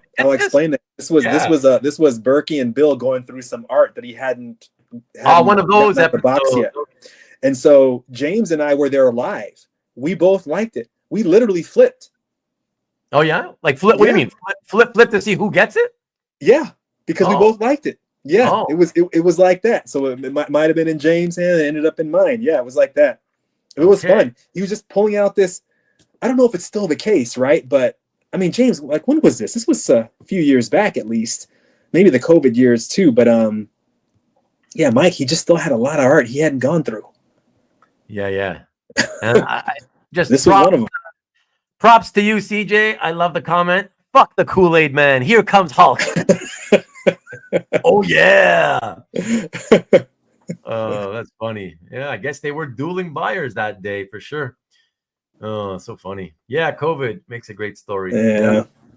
Oh yeah, there we go. There's the Kool-Aid man. That's so funny. Yeah, so great. Here, let me come back. And let's just get right into the next one. And once again, panels are too small. I can't see what it is, but let's find out. Number 21. Right. Oh, this one. Yeah. Kahlil, not only like at first glance, I was like, oh yeah, some nice Thor images flying with Mjolnir, yeah, that's awesome. And then I'm like, wait a second. Oh shit, it starts off as a transformation page. That's always awesome to have too, right? Like it's so cool. Absolutely. And flying away. That's so awesome, dude. All else being equal, right? I think we all can agree that transformation pages, they're hard to top. So those are been a thing on my list. Thor, Ghost Rider, Werewolf by Night, having them transform, Hulk, always great. Yeah. So for what you said, I'm happy with this one. I mean, transforms. It even says Thor the Mighty. He like self-proclaims, right? Thor the Mighty himself before he takes off. Yeah. That's amazing. Yeah. Pollard was pretty dynamic with his flying poses with Thor when he was doing this on his run too. Yeah, it's really, really nice. Transforms, Thunder Gods in disguise. Transformers, Thunder Gods in disguise. Yeah, that suits it pretty well, I would say. Cap Wolf? What do you mean Cap Wolf? Oh, what are you talking about? That horrendous era of Captain America. Let's not argue. Let's not argue. Nice classic panel layout. Yeah, for sure. This is great, George. You know it, and I know it. Everybody knows this. Come on, how can it not be great? I love Pollard's run on Thor. He's so underrated. Yes, sir. He's underrated in general. I liked his FF stuff. You know, he did some FF in the 80s that I thought was great. Yeah. And let me just quickly say about transformations. I just want to make this clear. Like, I remember seeing every now and then I'll see somebody post a page and they'll be like, oh, and great because it's a transformation. And they're not completely wrong. There's a transformation happening, but it's a reverse transformation. And I just want to put it out there. That's still cool. I mean that. It's still cool. But it's still not quite the same level as a true transformation, going from alter ego to hero, right? Yeah. Going from hero where you're just kind of standing there and you're human. That's not quite as exciting. Come on, let's be honest, right? That's reverse transformation. So I actually have a page. Ron Frenz, he did a one-shot book with this future Thor named Dargo Kitor. That was one of the ones I had to cancel out. Sorry. Yeah. But to your point, that was the reverse. He was Thor, slammed it, and he turns into to Dargo. So that was the reverse transformation. Right. I think they're both cool, but I'd agree all of us being equal. Moving into the hero, about to do what he or she's got to do. Yeah, that's it. Shrinkage. Yeah. Jesus Cabrera, the New York Mets fan, says, great art collection. Yes, sir, my friend, for sure. Absolutely. Oh, my gosh, shrinkage, Rick. Ruben, the transformation snob. Okay, Stanley. Okay. I'm right, though. Kahlil agreed. I mean, like I said, it's still cool. It's just nowhere near as cool. That's all, Okay. Let us hit the next one, peeps. And what do we got? Oh, okay. Well, yes. This guy needs no introduction on Kahlil's show and tell. Let's check it out and let him talk. Yeah. Yeah, this was huge. This was this is the image that most people know of the character in the last many years. Again, like I said, balloons. I saw them. I was at dinner at a friend's house. He had napkins with this image on it. Napkins? Posters. Wow. Yeah, posters. Everywhere. But this is a true, just lucky, fortuitous, right place, right time, whatever you want to call it. Oh, really? Yes. I'll tell the story because I got to. I was at Heroes Con and went to say hi to Brian Stelfreeze. I had gotten a headshot commission, my avatar from him years before, my calf avatar. And I was going to ask him because I saw him do an interview in his studio. And when he was going through some of the art, I saw this. So he had hand done it because the majority of this run is all drawn on computer. He did it digitally. Oh, really? Yeah. So he only had a handful of pieces. I think it was 3, maybe, that he had done traditionally. And this was one of them because he had to do it well ahead of the start of the book, right? Like the promo image, the editorial, okay, thumbs up or whatever else. So at the show, I said, hey, Brian, I know you have this art, right? You did it originally. He's like, yeah, actually, I brought it here. And I'm like, what? And I forgot the young lady's name. Y'all jump in, but she helps him out at shows. And he said, I decided that, some of this stuff's been in my studio for a bit, that it's probably okay to sell it. I've been talking with Jason Schachter, Essential Sequential, about moving some pieces for a little bit now. So I brought a handful of things to give him to sell. Yeah. And this was one of them. So I'm at the table talking about it. I'm like, Brian, wow, I will talk. I know Jason. I will talk to Jason and we'll work this out. So his assistant has 3 or 4 pieces. She gets up from the con to walk them over to give them to Jason to sell. I walk with her all the way to Jason's booth. She hands them to Jason, and I literally said, Jason, she's handing them to you. Let's immediately talk about how you hand this one to me. Right. And we worked it out over the day, price, terms, whatever. And yeah, and I was, man, this is probably the most excited I'd been in a show. I was literally bouncing off the walls. I was jumping up and down. Look what James says. He said he remembers how excited you were, glowing. Yeah. We were at Rob's. We were with Rob and James, and there were a number of the cast crew. Rob Gomez? Around. Was it Rob Gomez? No, Rob Rush. Rob Rush. Rob Rush. And Mikhail was around.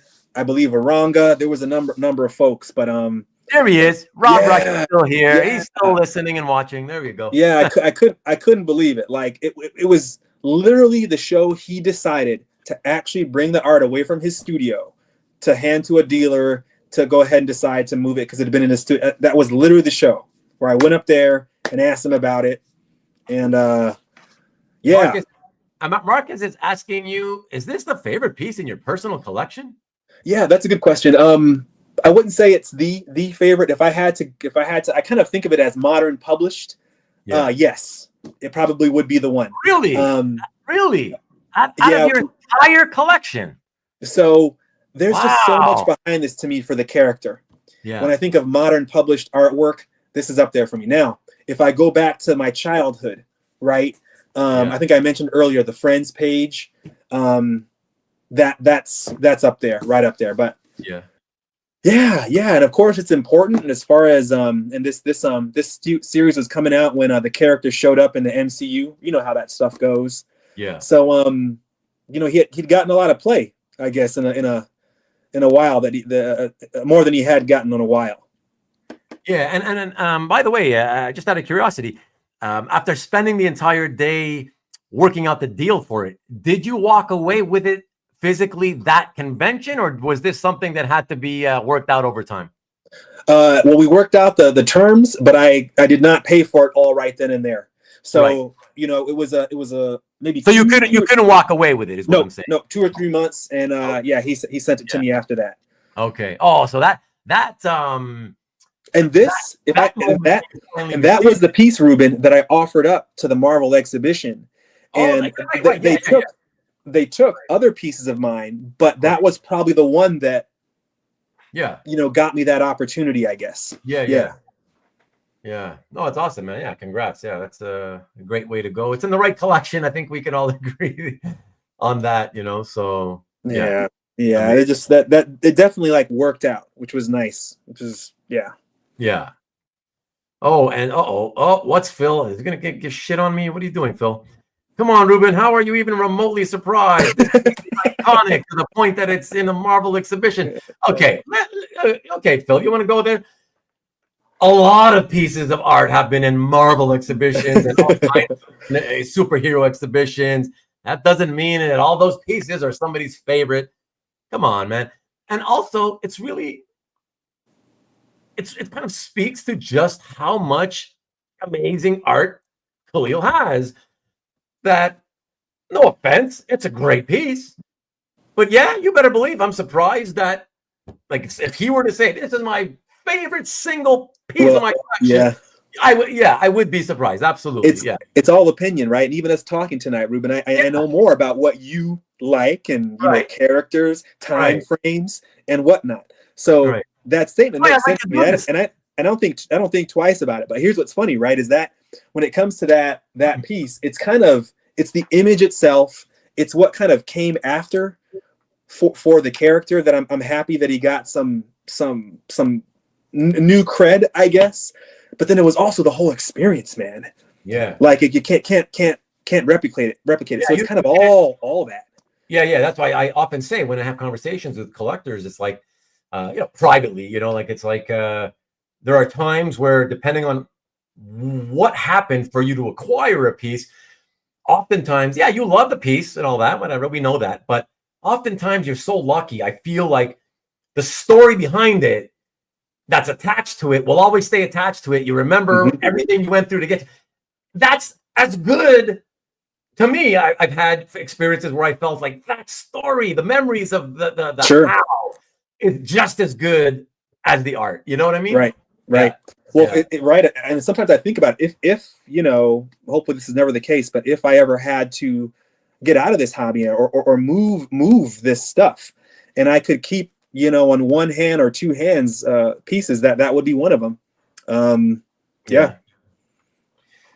So I'm curious, Phil, or there's like a 10-second delay. So I'll ask you, Kahlil, and I'll get the answer faster. Is Phil also, does he happen to be a Black Panther lover? Is that why he's always sticking up for the Black? Okay, there we go. Okay, Okay. So he put on that exhibit at the August Wilson Center, which is a focus on Black creators and characters. So when it comes, that's the Phil. That's who I'm talking to. The guy I saw in the video as you guys were setting up at OAX. Yes, that's him. The guy who has the Joe Louis story. Yes. Hey, Phil, my buddy. Yeah. Hey, that's him. Yep. You got to make connections somehow. Okay, got you. The Bronze Bomber, Joe Louis. The Bronze Bomber. That's right. And I got to tell you, man, at that exhibit, we had a page with Black Panther and Claw from FF53. It was crazy to see that in person. So that's the second issue appearance of Black Panther. And as I understand it, there are no pages from issue 52 that are public anywhere. So maybe they're gone. Maybe they're a collector that has them, that hasn't whatever. But never seen a page from his first appearance. Yeah. Look at this. You see these guys? This is how loyal they are. This mother. I don't know why I always want you to be here. You remember, Stanley, when you were gone for Marcus, remind us. What was it, like 8 months or something, or a year? He was gone. He just disappeared out of nowhere after being here week after week after week. And then I was genuinely concerned. I thought literally, when somebody just disappears without, saying anything, I thought, man, he might be dead, right? Anything can happen. I was like, I hope he's not ill or dead or what. I was not concerned for you, Stanley. And you just love to hear the bashing, Okay. I'll get you back. I'll get you good enough. Don't worry. Okay. Number one from Howdy. By the way, Jason, good to see you. You've missed a lot, Jason. You've missed a lot. I started even earlier than I said I would. So, this is Stanley 2.0. Yeah, you got it. So Ruben, we're on 21 or 2 of 30, 35. Is it? Oh, yeah, you're looking to get out of here, right? No, not at all. I had 32, 35 total pieces, but again, doubling up on what it'll be 32. Yeah, 32. This is actually working out very well. In terms of that. To what you told me about your time. Yeah. We're going good. Yeah. So we just keep it rolling, and we'll do it. So Ruben's love-hate with Stanley. Yes. Can you blame me, CJ? Stanley's second term is more aggressive than the first. Yeah, that's it. At least 2 more hours to go. I would do it, Tom, but I like to respect the guests, right? So let's keep it rolling. All right, 23 is coming up right now, and that is this one. What I remember when you posted this, and let's just check it out. Yeah, I posted this way back when, and I got it directly from it. Oh, really? And I know that I think it was directly from him. This might have been 20. Gosh. Hold on a second. I'm sorry. I'm curious. Maybe soon thereafter it got printed, maybe, or. Yeah, probably. This was posted by me in 2014. So I think I had maybe got it the year before or something. So it's over 11, years old. It was published in 14, so yeah. And this is and of course Ethan Van Sciver's got his reputation here in the hobby now, right? Which I do get. I have my thoughts on that. But in terms of purely the art, I got this one way back when. The detail is just unbelievable. It's interesting because I'm a Marvel guy, whatever 90+%. But there are some DC villains that I just really enjoyed visually. Man-Bat, Bizarro's kind of cool. Solomon Grundy, Brainiac. So there are just some of these DC bad guys that I've always just liked their look, liked images of them in comics, and this is one of them. And the right hand wing, there's an insane amount of line work there. Yeah, for sure.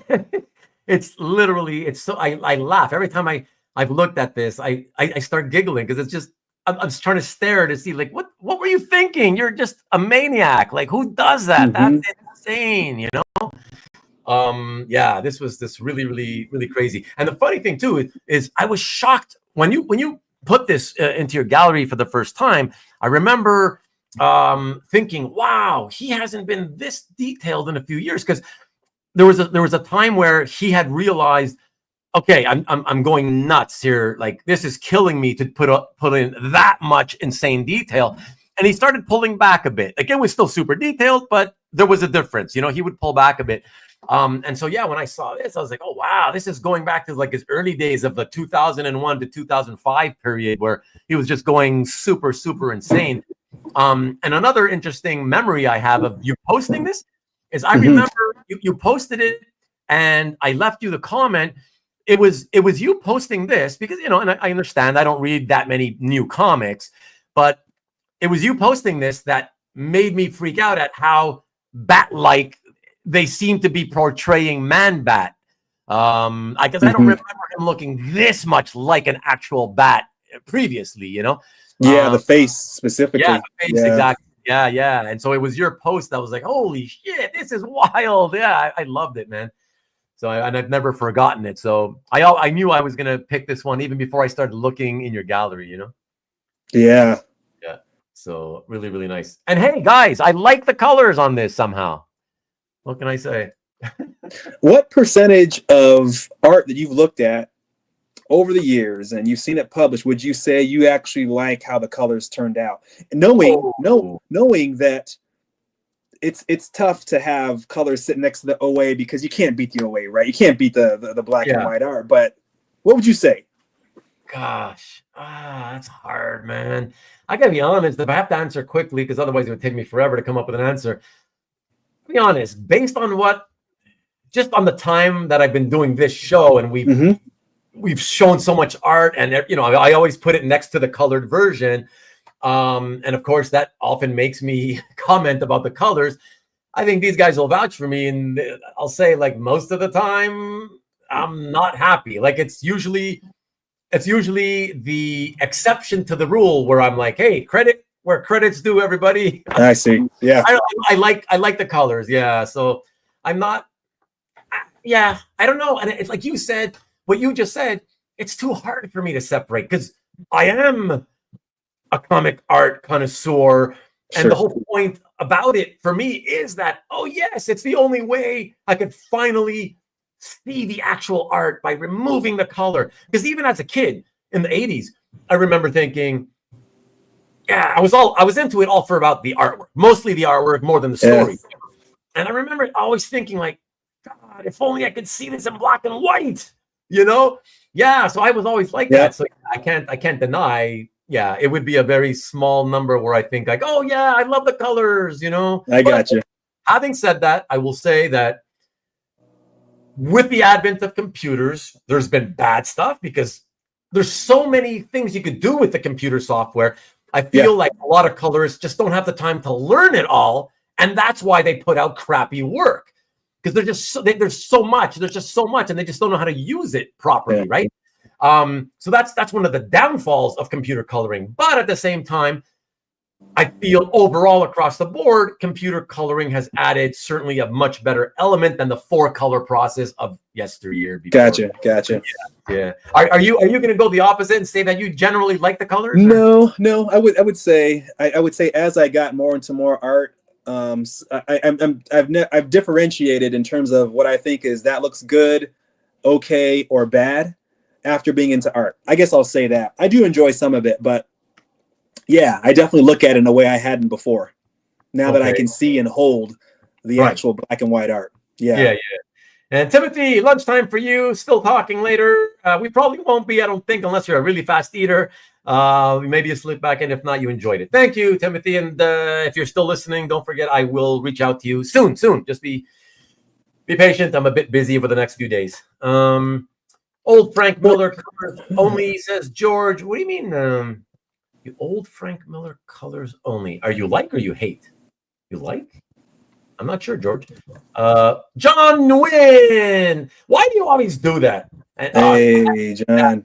Okay, hi to Kahlil. Sorry, tuning in late. Hey, Ruben. You see that? John's a good buddy. John's a good buddy too. But look what people do to me here, Kahlil. Check it out. Look at how it's written, right? Kahlil, right? That's how it's written. And then, sorry, tuning in late. Hey, Ruben. Hey. Too late, John. There you go. There you go. Okay, George. So bad joke. FM generally little to no colors.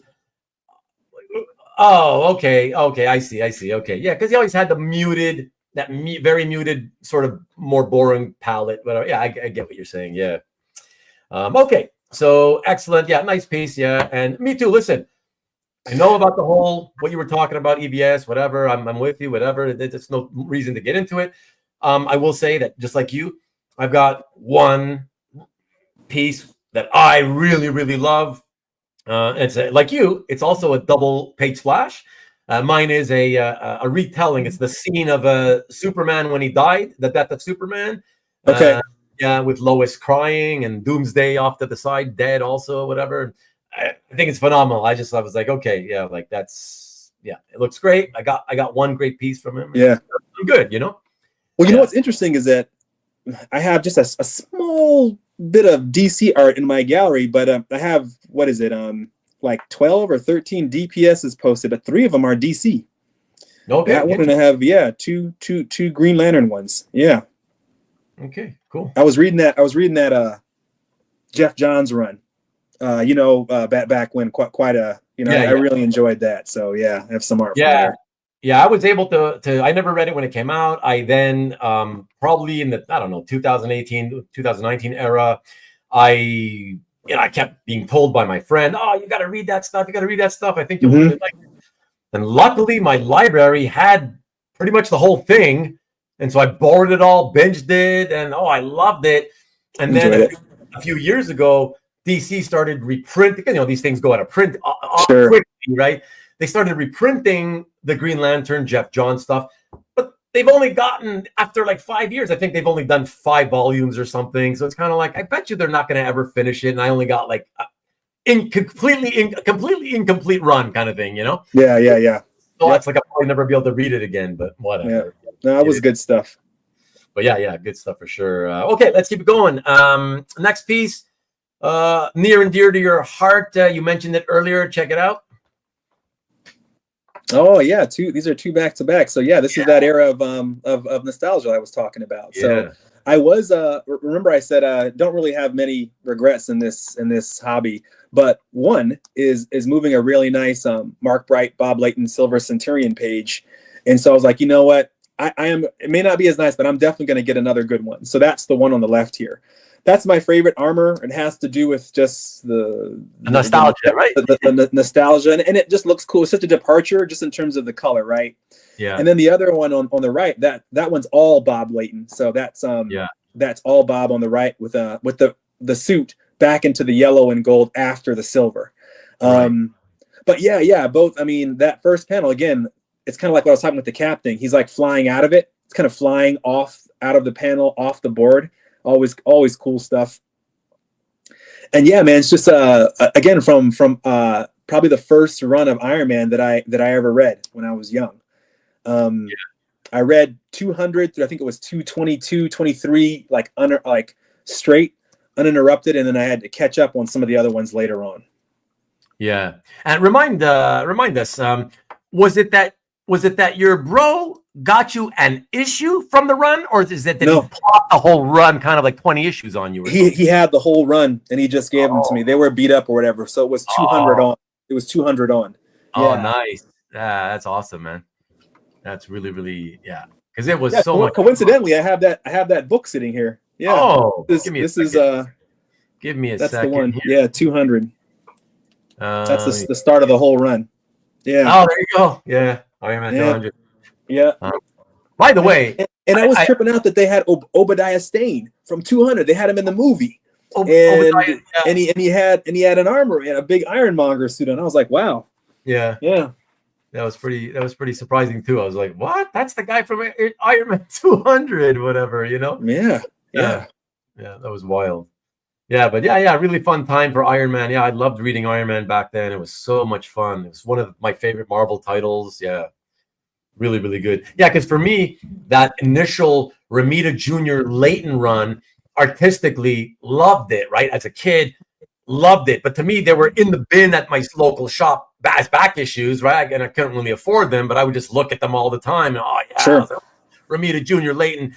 And so then when I began reading, collecting, monthly, and all of a sudden, so I was collecting when Luke McDonnell was on the title, and suddenly leading up to issue 100, right?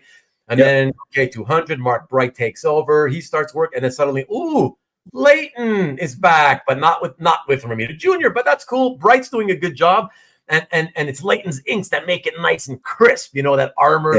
Yeah, they were definitely a dynamic duo. And the yes, rest in peace, the late great Mark M.D. Bright. Yeah, we lost him not long ago. Yeah. Exactly, and then for a little while, then Bob started taking over pencils and inks. Yes, right? pencil and inks, the whole thing, the whole nine. When he got back into the yellow and gold, he was pretty much doing the whole deal. Yeah. Mm-hmm. So I was like, I actually really enjoyed it, like from 200 all the way probably past 250, because the 240s and 50s, wasn't that the Armor Wars Part 2 saga? Yeah, that's right. That's right. All that stuff. Yeah, I really, really remember and enjoy that, man. Yeah, great stuff. 2 pages is cheating. I cheat every now and then. You know that, Stanley. And you ballbuster. Rest in peace, MD Bright. Yes, sir. I own the Ironmonger screen-used piece. Wow. And I'm sure, we're not shocked. You have a lot of that movie props. Got a lot of movie props. That's cool. My gosh, he's back after only a couple of weeks. Number 99. You never told us if you're in Japan, 99, or you're just Japanese. You never told us. I think you'd like art from the manga, The Climber. Really? Okay. Interesting. Thank you for that suggestion. Or Tom says, own a few other cool Ironmonger props. Just thought that they did a great job. Cool. We'll need some Stingray art. I may. What? Okay. All right. Keep going because we're kind of slightly behind. We got to keep moving a little faster here. So yes, the next one, 25. Check it out. Yeah.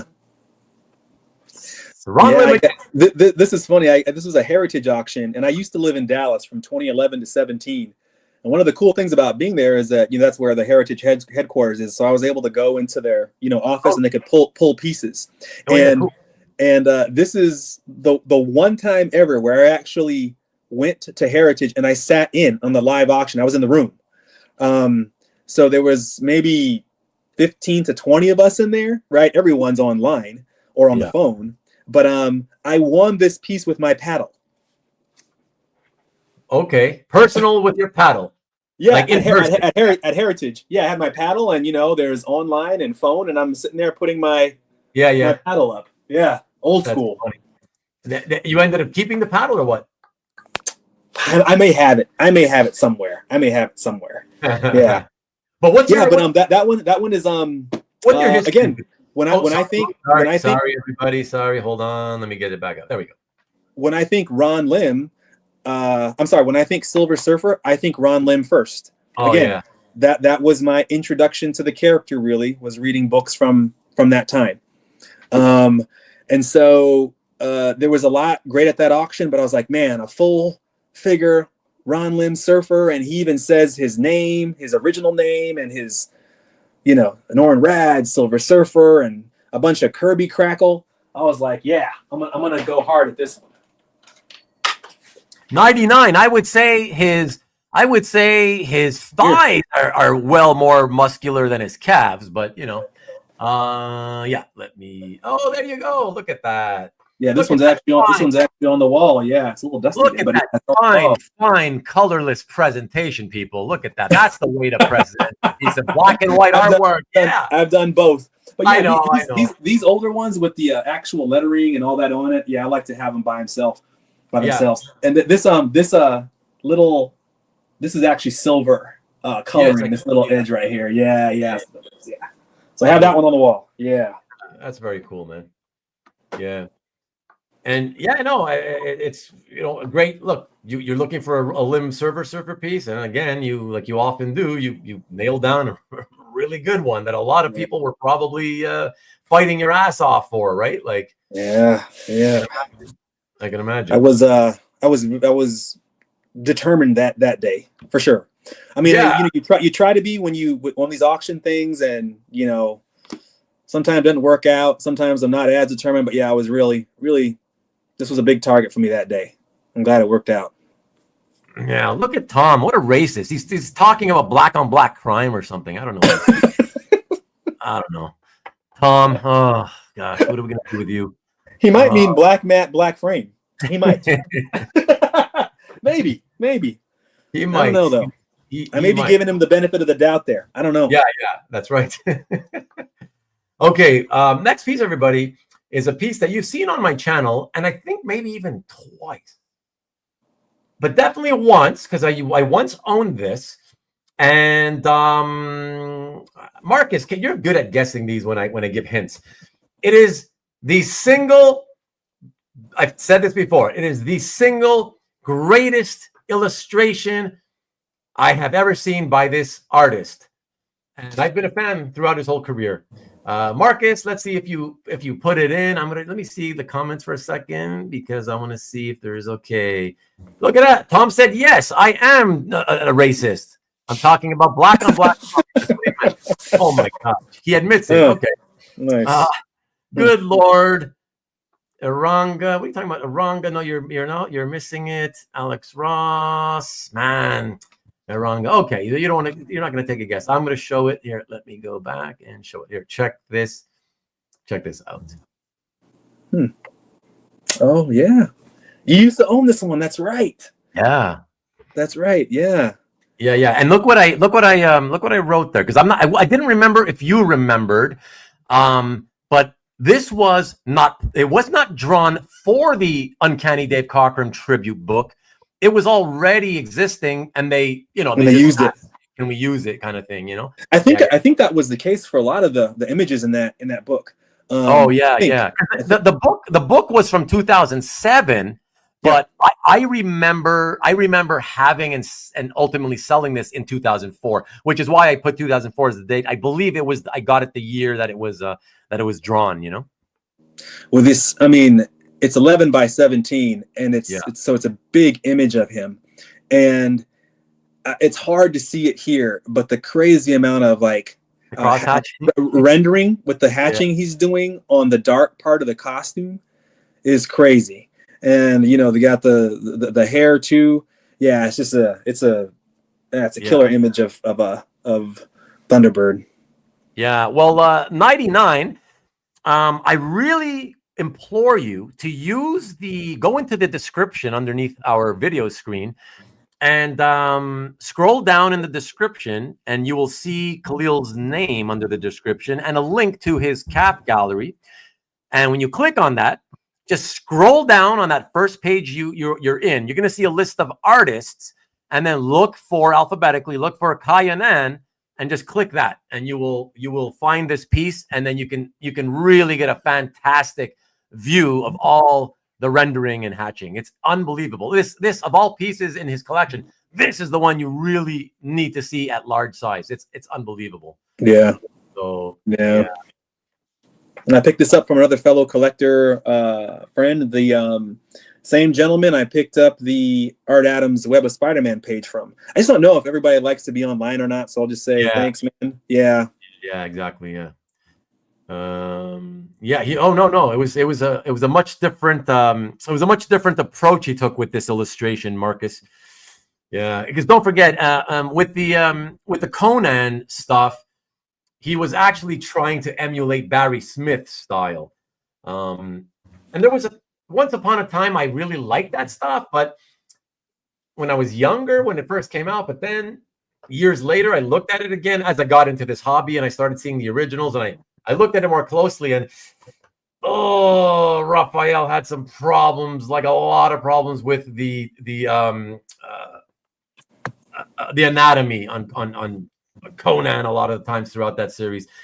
But if you don't mind that and you can set that aside, it's still really cool looking project. But again, this to me is the ultimate piece he's ever done. So, and by the way, Kahlil, not only because I thought it's just an amazing piece, this is the other piece I wanted to show just to do the representation. Sure. So yeah, at least we get a couple of those examples. Yeah, pieces of Thunderbird, Danny, Red Wolf. You'll see some of those in my gallery because I do have an affinity for some of those characters. Obviously, the artist, all that trumps right most, but all else equal. Love to own some art featuring some of those. Same thing with some of the black characters too, like a Storm or T'Challa. And I guess I should say, let's keep going, Ruben. But from a T'Challa standpoint, I know I've mentioned this to my friends, but I didn't really grow up with the character as a kid. I saw him here and there in comics, right? He's just not around. Yeah, because he was a guest star mostly. Right? Yeah. So so it was not until like later in high school where I found him and looked into his books and I started digging into the history a little bit more.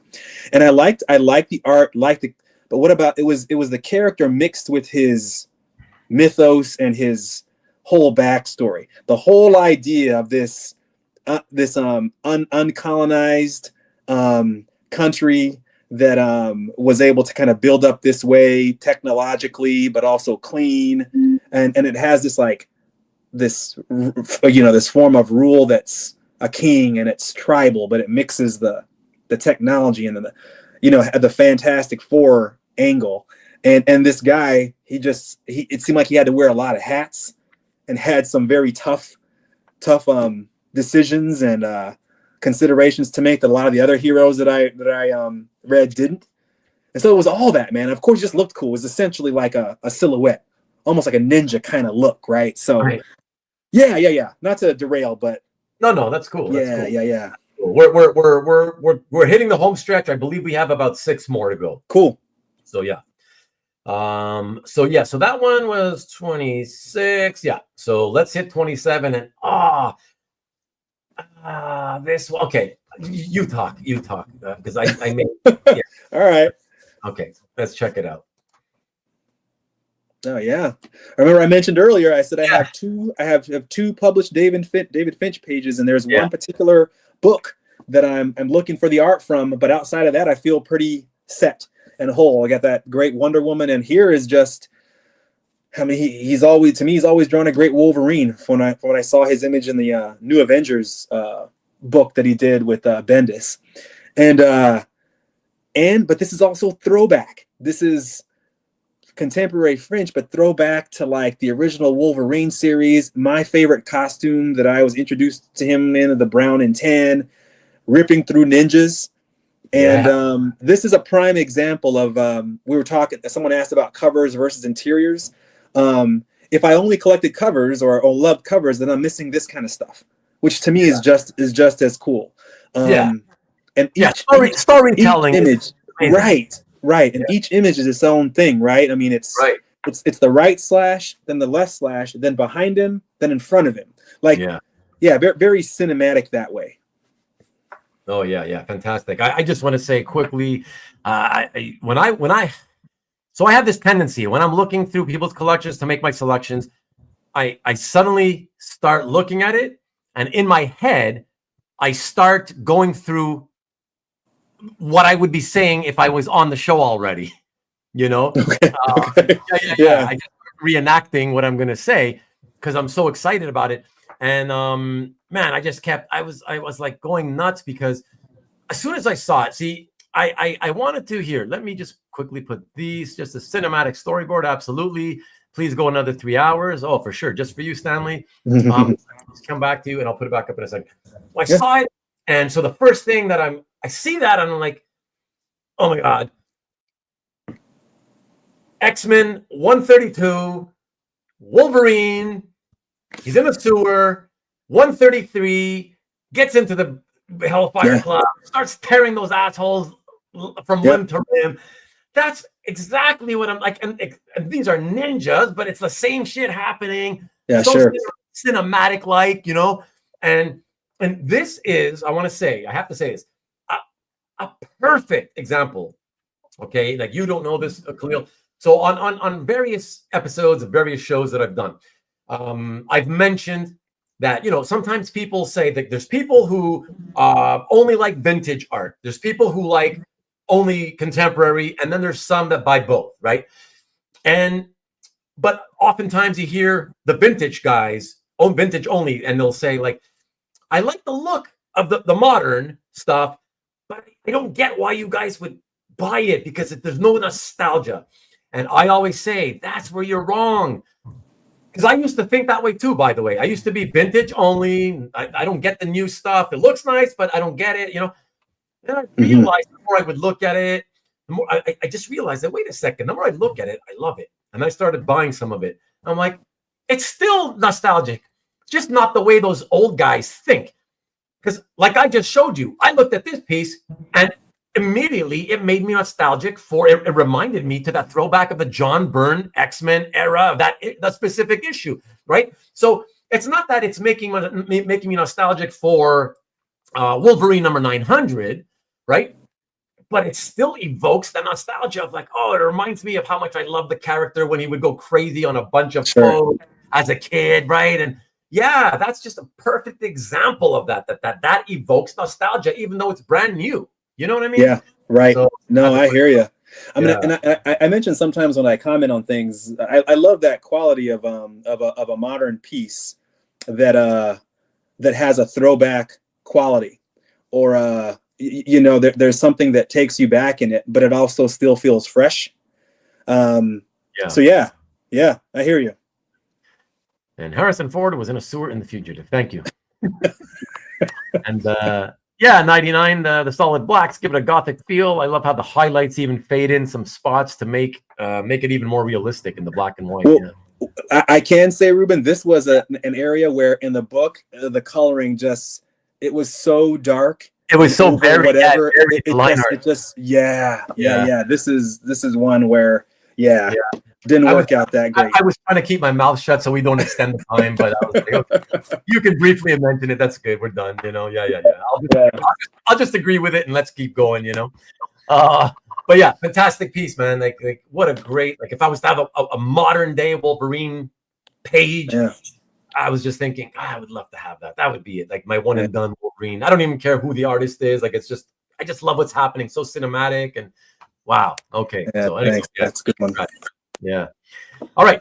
Let's hit the number 28, peeps. Let's check out what that is. Oh, used to own 2 covers and some panel pages from this run. Check out. Yeah. I think I mentioned earlier. So you've shown all 3. So when I think about the Hulk, for me personally, it's John Byrne, Dale Keown, and Ron Garney because of the books I read and loved and the art that was in it. So I was happy to pick this one up. And I think it's is it 18? No, it's this issue. There's just some great shots of him fighting Doc Samson. So that's what I think of. I remember flipping through that particular issue. I forget, it's the one where it's the Hulk standing there and there's a big, like a red circle, like a, or cross through him. I forget the don't enter type sign on it. Or the don't enter type sign on top of it. But I used to flip through that book all the time. It's not this one. I think it's the one before. And it was because of the fight scene between Hulk and Doc Samson. It just seems so like... I think that was issue 317. I think it's 2 issues before this one. 2 issues before, okay. But there was so much weight behind every punch, right? Yeah. And I was like, who is this guy, Doc Samson, with the green hair who can take this, right? But I mean, and of course, Byrne's known for so many great runs, but just an example of a very, very short run he had on a character that resonated with me. So that's why it's here. Yeah, fantastic, man, fantastic. I remember I have good memories of seeing you post this, and I was so happy when you got that, because for me at the time, as Hulk was my favorite character along with Spidey, and my God, like what a dream as a John Byrne fan to be like, oh my God, John Byrne is gonna do the Hulk. What? Oh, and so, but I had the equally opposite reaction. Only 6 issues later. Only 6 issues later. That was the bad part. I was like, oh, that's right. No. That quick. Yeah, that quick. And okay, obviously, then he did that seventh issue in Marvel Fanfare or whatever, and and that was it. Sayonara.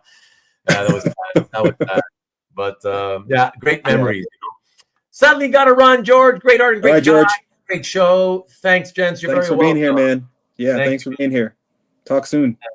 Yes, nice burn battle for sure. The contrast between red and green in the first 3 panels really helps you understand what's going on. It feels more impactful because of the clashing colors. Okay. Night George. Okay, excellent. Let's keep it rolling. And yes, so piece 29, everybody, check this one out. Yeah. It's one of my few handful of covers from the time.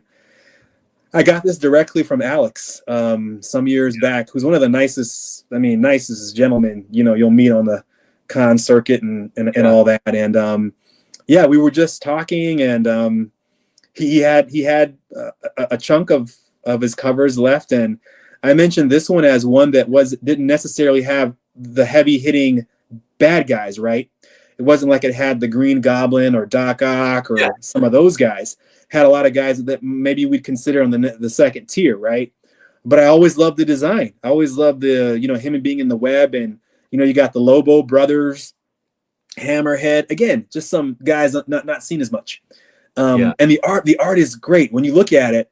The white webbing is mostly the artboard where he just drew the black, right? But some of it is also white ink as well. Right. For highlights, but yeah, it's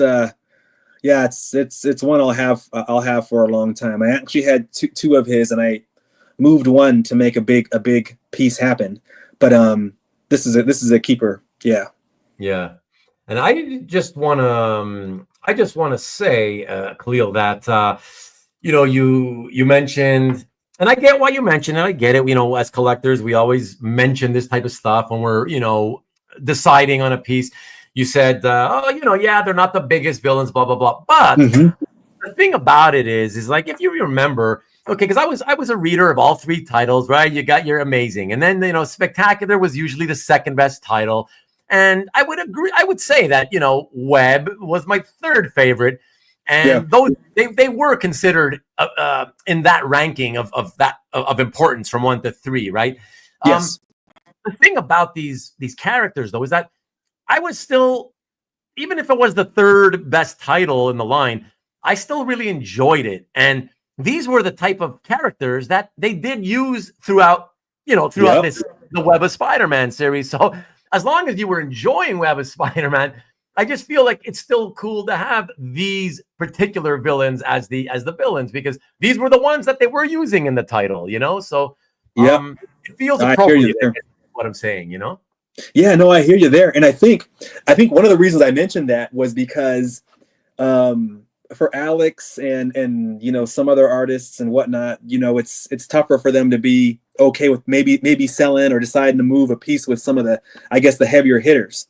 So I think he was a little more amenable, knowing that I liked this particular cover a lot. And you didn't necessarily have some of those guys that are the most well known. And this is from before the kind of edict that Marvel was, Amazing is selling the way Todd McFarlane draws Spider-Man, so everyone draw Spider-Man like he does. Right. And this is before that, when I felt like he had a little more of that more classic John Romita look, which, I liked his run, but I preferred versus him, moving to having to draw more like Todd. Oh, you prefer his Alex's second run where it was more Todd-like? No, reverse. Oh no, you like the first Romita-based version. Yeah. Yeah. Thank you, because I talk about that with people a lot over the years, many times, and I'm with you on that. I was just like, I still enjoyed it while I was reading it, as he came back to do his second run, but artistically, I liked the first run that he did. Same. Yeah, the Romita, cleaner Romita looking stuff. Yeah. But whatever. It was still fun to read. It was a fun book to read, So, but great cover, man. Yeah, no, don't knock it just because of the, it's not Green Goblin. Yeah, for me, no, I love it. It's cool. Okay, everybody, 3 more to go. Hopefully, I know you gave me that time, Kahlil. Hopefully, you could go over by a few minutes. Yeah. Okay, we're good. Okay. We're good. Yeah, we'll do it. Okay. All right, everybody. Let us look. It's the third to last piece coming in here, and let us see what Kahlil has to say about this one. Yeah. Again, I've probably used the word nostalgia 15 times tonight, and I'll use it a 16th time here. It was a book that I loved as a kid. All the characters are in one book, right? And I had the I was able to get 2 figures. I got the Spider-Man and the Doctor Doom Secret Wars figures, so I had those 2. And it's funny, right? I didn't know the character Claw as anything but a henchman of Doctor Doom. I hadn't read Fantastic Four yet, so I thought that, Captain America and Doctor Doom were like arch enemies, you know what I mean, kind of thing. Yeah. And this is I was happy to get this from a fellow collector, and it's neat, right? Because this is obviously omnipotent Doom, clean, handsome face and all that, and having a chat with Cap here before we get into the battle here later on. And what I also liked is that he has his mom on the wall, and we know that, in later stories, namely the Magnola, Triumph and Torment and Triumph, is that? That he tries to rescue her in that book. So happy to have this one. Yeah, I know. And we had discussed a few years back on James's Collector Conversations episode. I don't know if you remember, but we had done an episode together where I guess I don't know why it came up in conversation. But I guess it was. Look at Marcus. Ruben hates Secret Wars. So to his point, let me come back. And Marcus, you love Secret Wars. Okay, fine. But yeah, I kind of brought up the topic of how, sometimes you really love something as a kid and you read it as an adult much later and you realize like it doesn't quite hold up the way you remember it or whatever. And I brought up Secret Wars as an example. And you, in your view, for you, it was still like, I understand what you mean about, how it doesn't, certain things will not hold up. But for me, I still love Secret Wars, Yeah. Whatever. 100%. Like, yeah. I mean, the black costume got introduced. Of course, people said, we'll mention that. But it was all these the hero interactions, right? That was just new to me. And on the intro of new characters, we had Molecule Man on earlier this evening, right? Yeah. Yeah. I'm almost spending the money on a small country's GDP and still can't produce a good movie like these comics did. Opinions vary. Yeah. Well, it's interesting because I guess the one thing I'll say on the movies is I enjoyed them, like everyone, all the way through Endgame, and of course some are better than others. But man, what a run of films! Right. And I agree that most of the ones afterward aren't as good, but I do try not to think of it in that lens of like completely comparing them to what came before. Hey, Lee. Yeah. What's happening, Lee? Good to see you. We're almost done, Lee. We're almost done. All right. Excellent. Let us go to number 31, the second to last piece, everybody. And for this, we have another sweet little piece that I think everybody will enjoy. Check it out. Yeah, this is, I mentioned pieces to keep on 2 hands. If I had to move all of them, this would be one of those 2. So the combination of Kraven's Last Hunt and Secret Wars are what made me an uber Zeck fan to this day. I mean, I don't know if I completely understood the story when I read it, right? But I knew I liked what I was reading, and I definitely knew I liked what I liked what I was seeing. So yeah. It's just I mean, he's just gotten out of the grave, and he's not happy. Yeah. So yeah, multiple shots, and I've actually gotten both Mike and Bob to sign that page and take a picture with me with it, and I have it here. Actually, it's been framed, but I had to take it off the wall, so I have it here. When I take a look, yeah.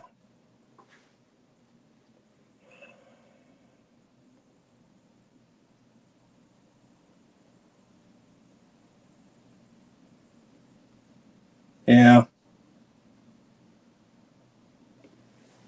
Oh, I think you're muted. Oh, sorry. Yeah, you see that? You see that, everybody? No color. Beautiful. Yeah, no color. Yeah.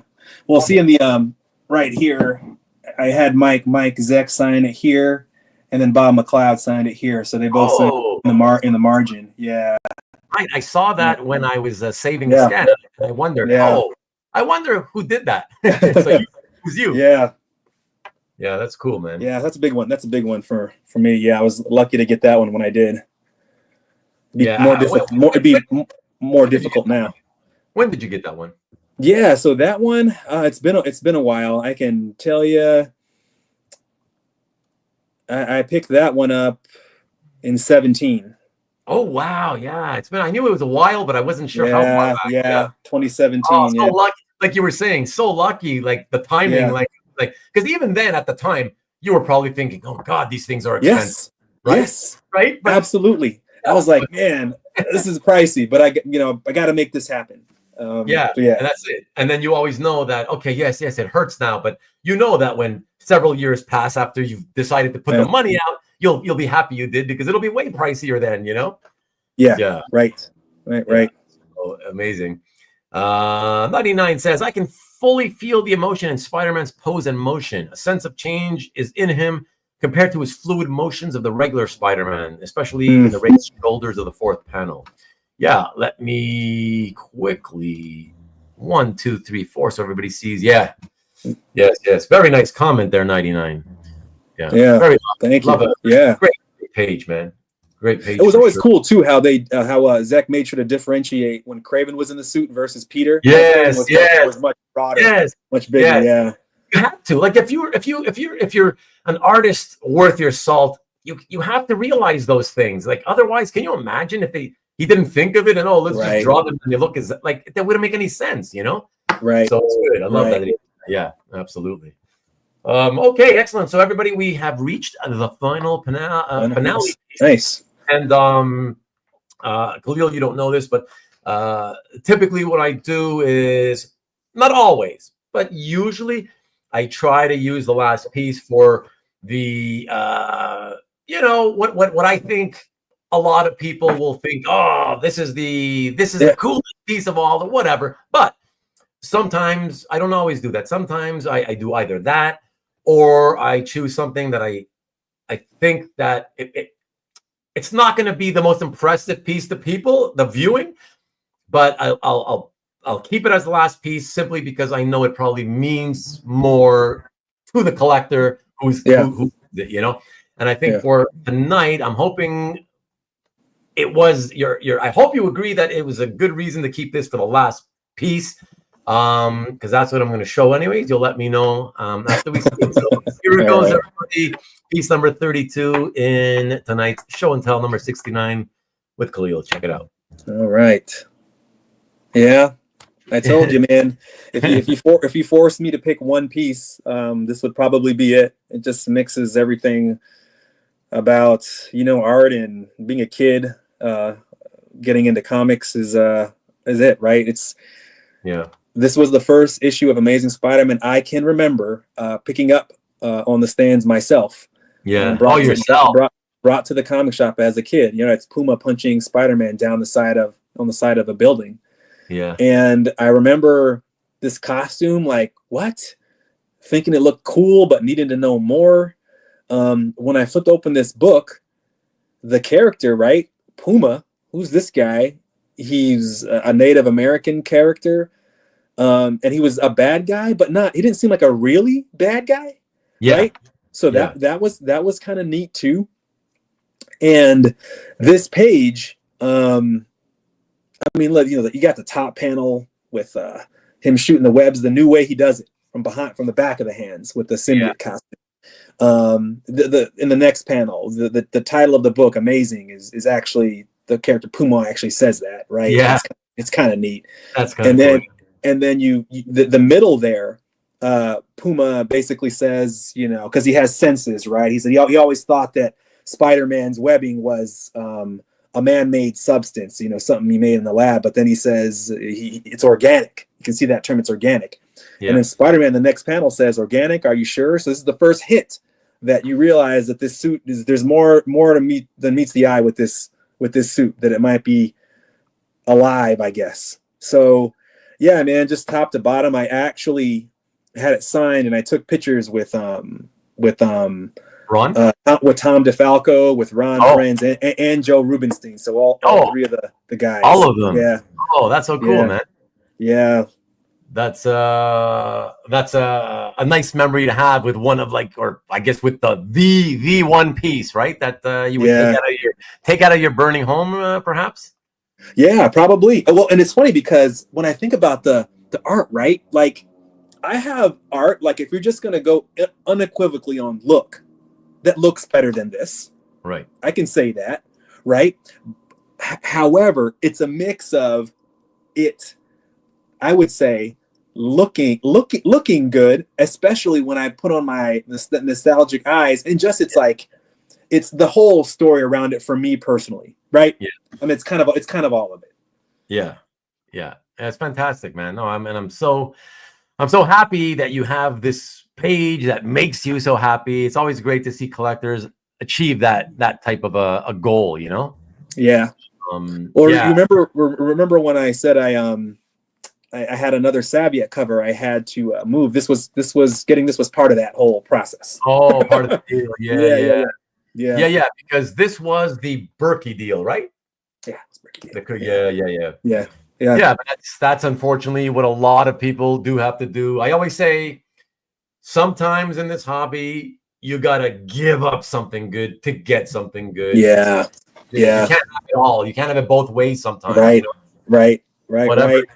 The sacrifice, and you just hope, well, what you're getting in return makes the sacrifice sort of tempers it, you know what I mean? And you can live without what you're giving up, kind of thing, you know? So yeah, for sure. Stanley, I missed some good people. Yeah, no kidding, really. No kidding. Literally while I was doing the selection process and having so much time difficulty whittling it down, I was like, man, Kahlil's collection is the first time where, I was the first time where I feel like, shit, I feel like I should ask him, maybe he can come back and we'll do a 2-part thing. 2 episodes, because it's too hard to choose. So yes, I knew it was going to be tough, and yeah, man. Awesome art collection, Kahlil. CJ, thanks, Kahlil, Ruben, and Chad. Thanks, CJ. Yeah.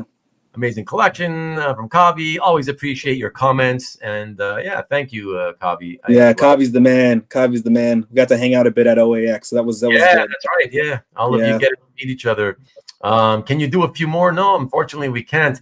But everybody, as always, thank you so much. Thank you, first of all, Kahlil. Obviously, it's been a long time. This was fun. I rarely get to just chat. I mean, at home anyway, right? Yeah. Not at an OAX or a con, but just chat about this stuff, and especially pieces I haven't looked at or thought that much about, I guess, in a bit. So no, it was a good time. I appreciate it, and I appreciate everyone being on as long as you were. Oh, they love it. Awesome. Trust me, they love it. Yeah, you don't have to thank them too much, but they love it. Yeah. Yeah, Ruben, if you want to do something again, we'll do something again too, man. All good. That'd be cool. Yeah, actually, like I said, I haven't really, gone back to the well with the same collectors for show and tells, but I do like to go back to the well every now and then for a different series, like a comic art roundtable chat, like a chat show. 4 of us on screen or whatever, and shooting a shit about stuff or whatever. So I would love to have you for something like that. Cool. It's cool. Yeah, I mean, the last time we spoke verbally, I don't know if it was one of James's shows or if it was one of our private conversations that you, me, and Octavio had. Remember? Yeah, I do. Yeah. I don't remember which one it was either last. It seems like forever ago, you know. So yeah. So, but yeah, thank you everybody. Make sure you check out Climber. Climber. I don't know, but thank you for being here, 99. Thank you, the rest of you, and we'll be back next week. Just stay with me for a second, will you, Kahlil? Oh, sure. Yeah. Okay, and don't hang up. Thanks, everybody. Don't forget next week, Nikki B show on Friday. Be back here next Sunday at the usual time. Thank you, Peter. Next week we have, and we'll close you out with the thumbnail that my own co-host on next week's show didn't get the joke for, and I'm so pissed because I thought I was being so clever and I thought this was hilarious. So next week when we get to the show, I'm going to want to know if any of you got the joke without having to Google it. Okay, but here we go. Let me find it. Okay, here we go. There we go. Okay, so it'll be Comic Art 101, episode 9, Stop the Insanity with Matt Kennedy. And yeah, it's the next episode in the little mini series within a series, trying to teach people what not to do if they want to stop, if they'd like to stop losing money when they resell artwork too soon. So please join us for that. And it's one of the most popular series that we've been doing. So I think it's going to be a lot of fun again.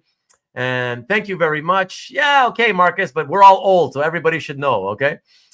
Check the but with the catch episode on Rewind. Okay, thanks. Sounds good, Lee. Thank you. And yes, exactly, Mark. At least some of you know her. Okay.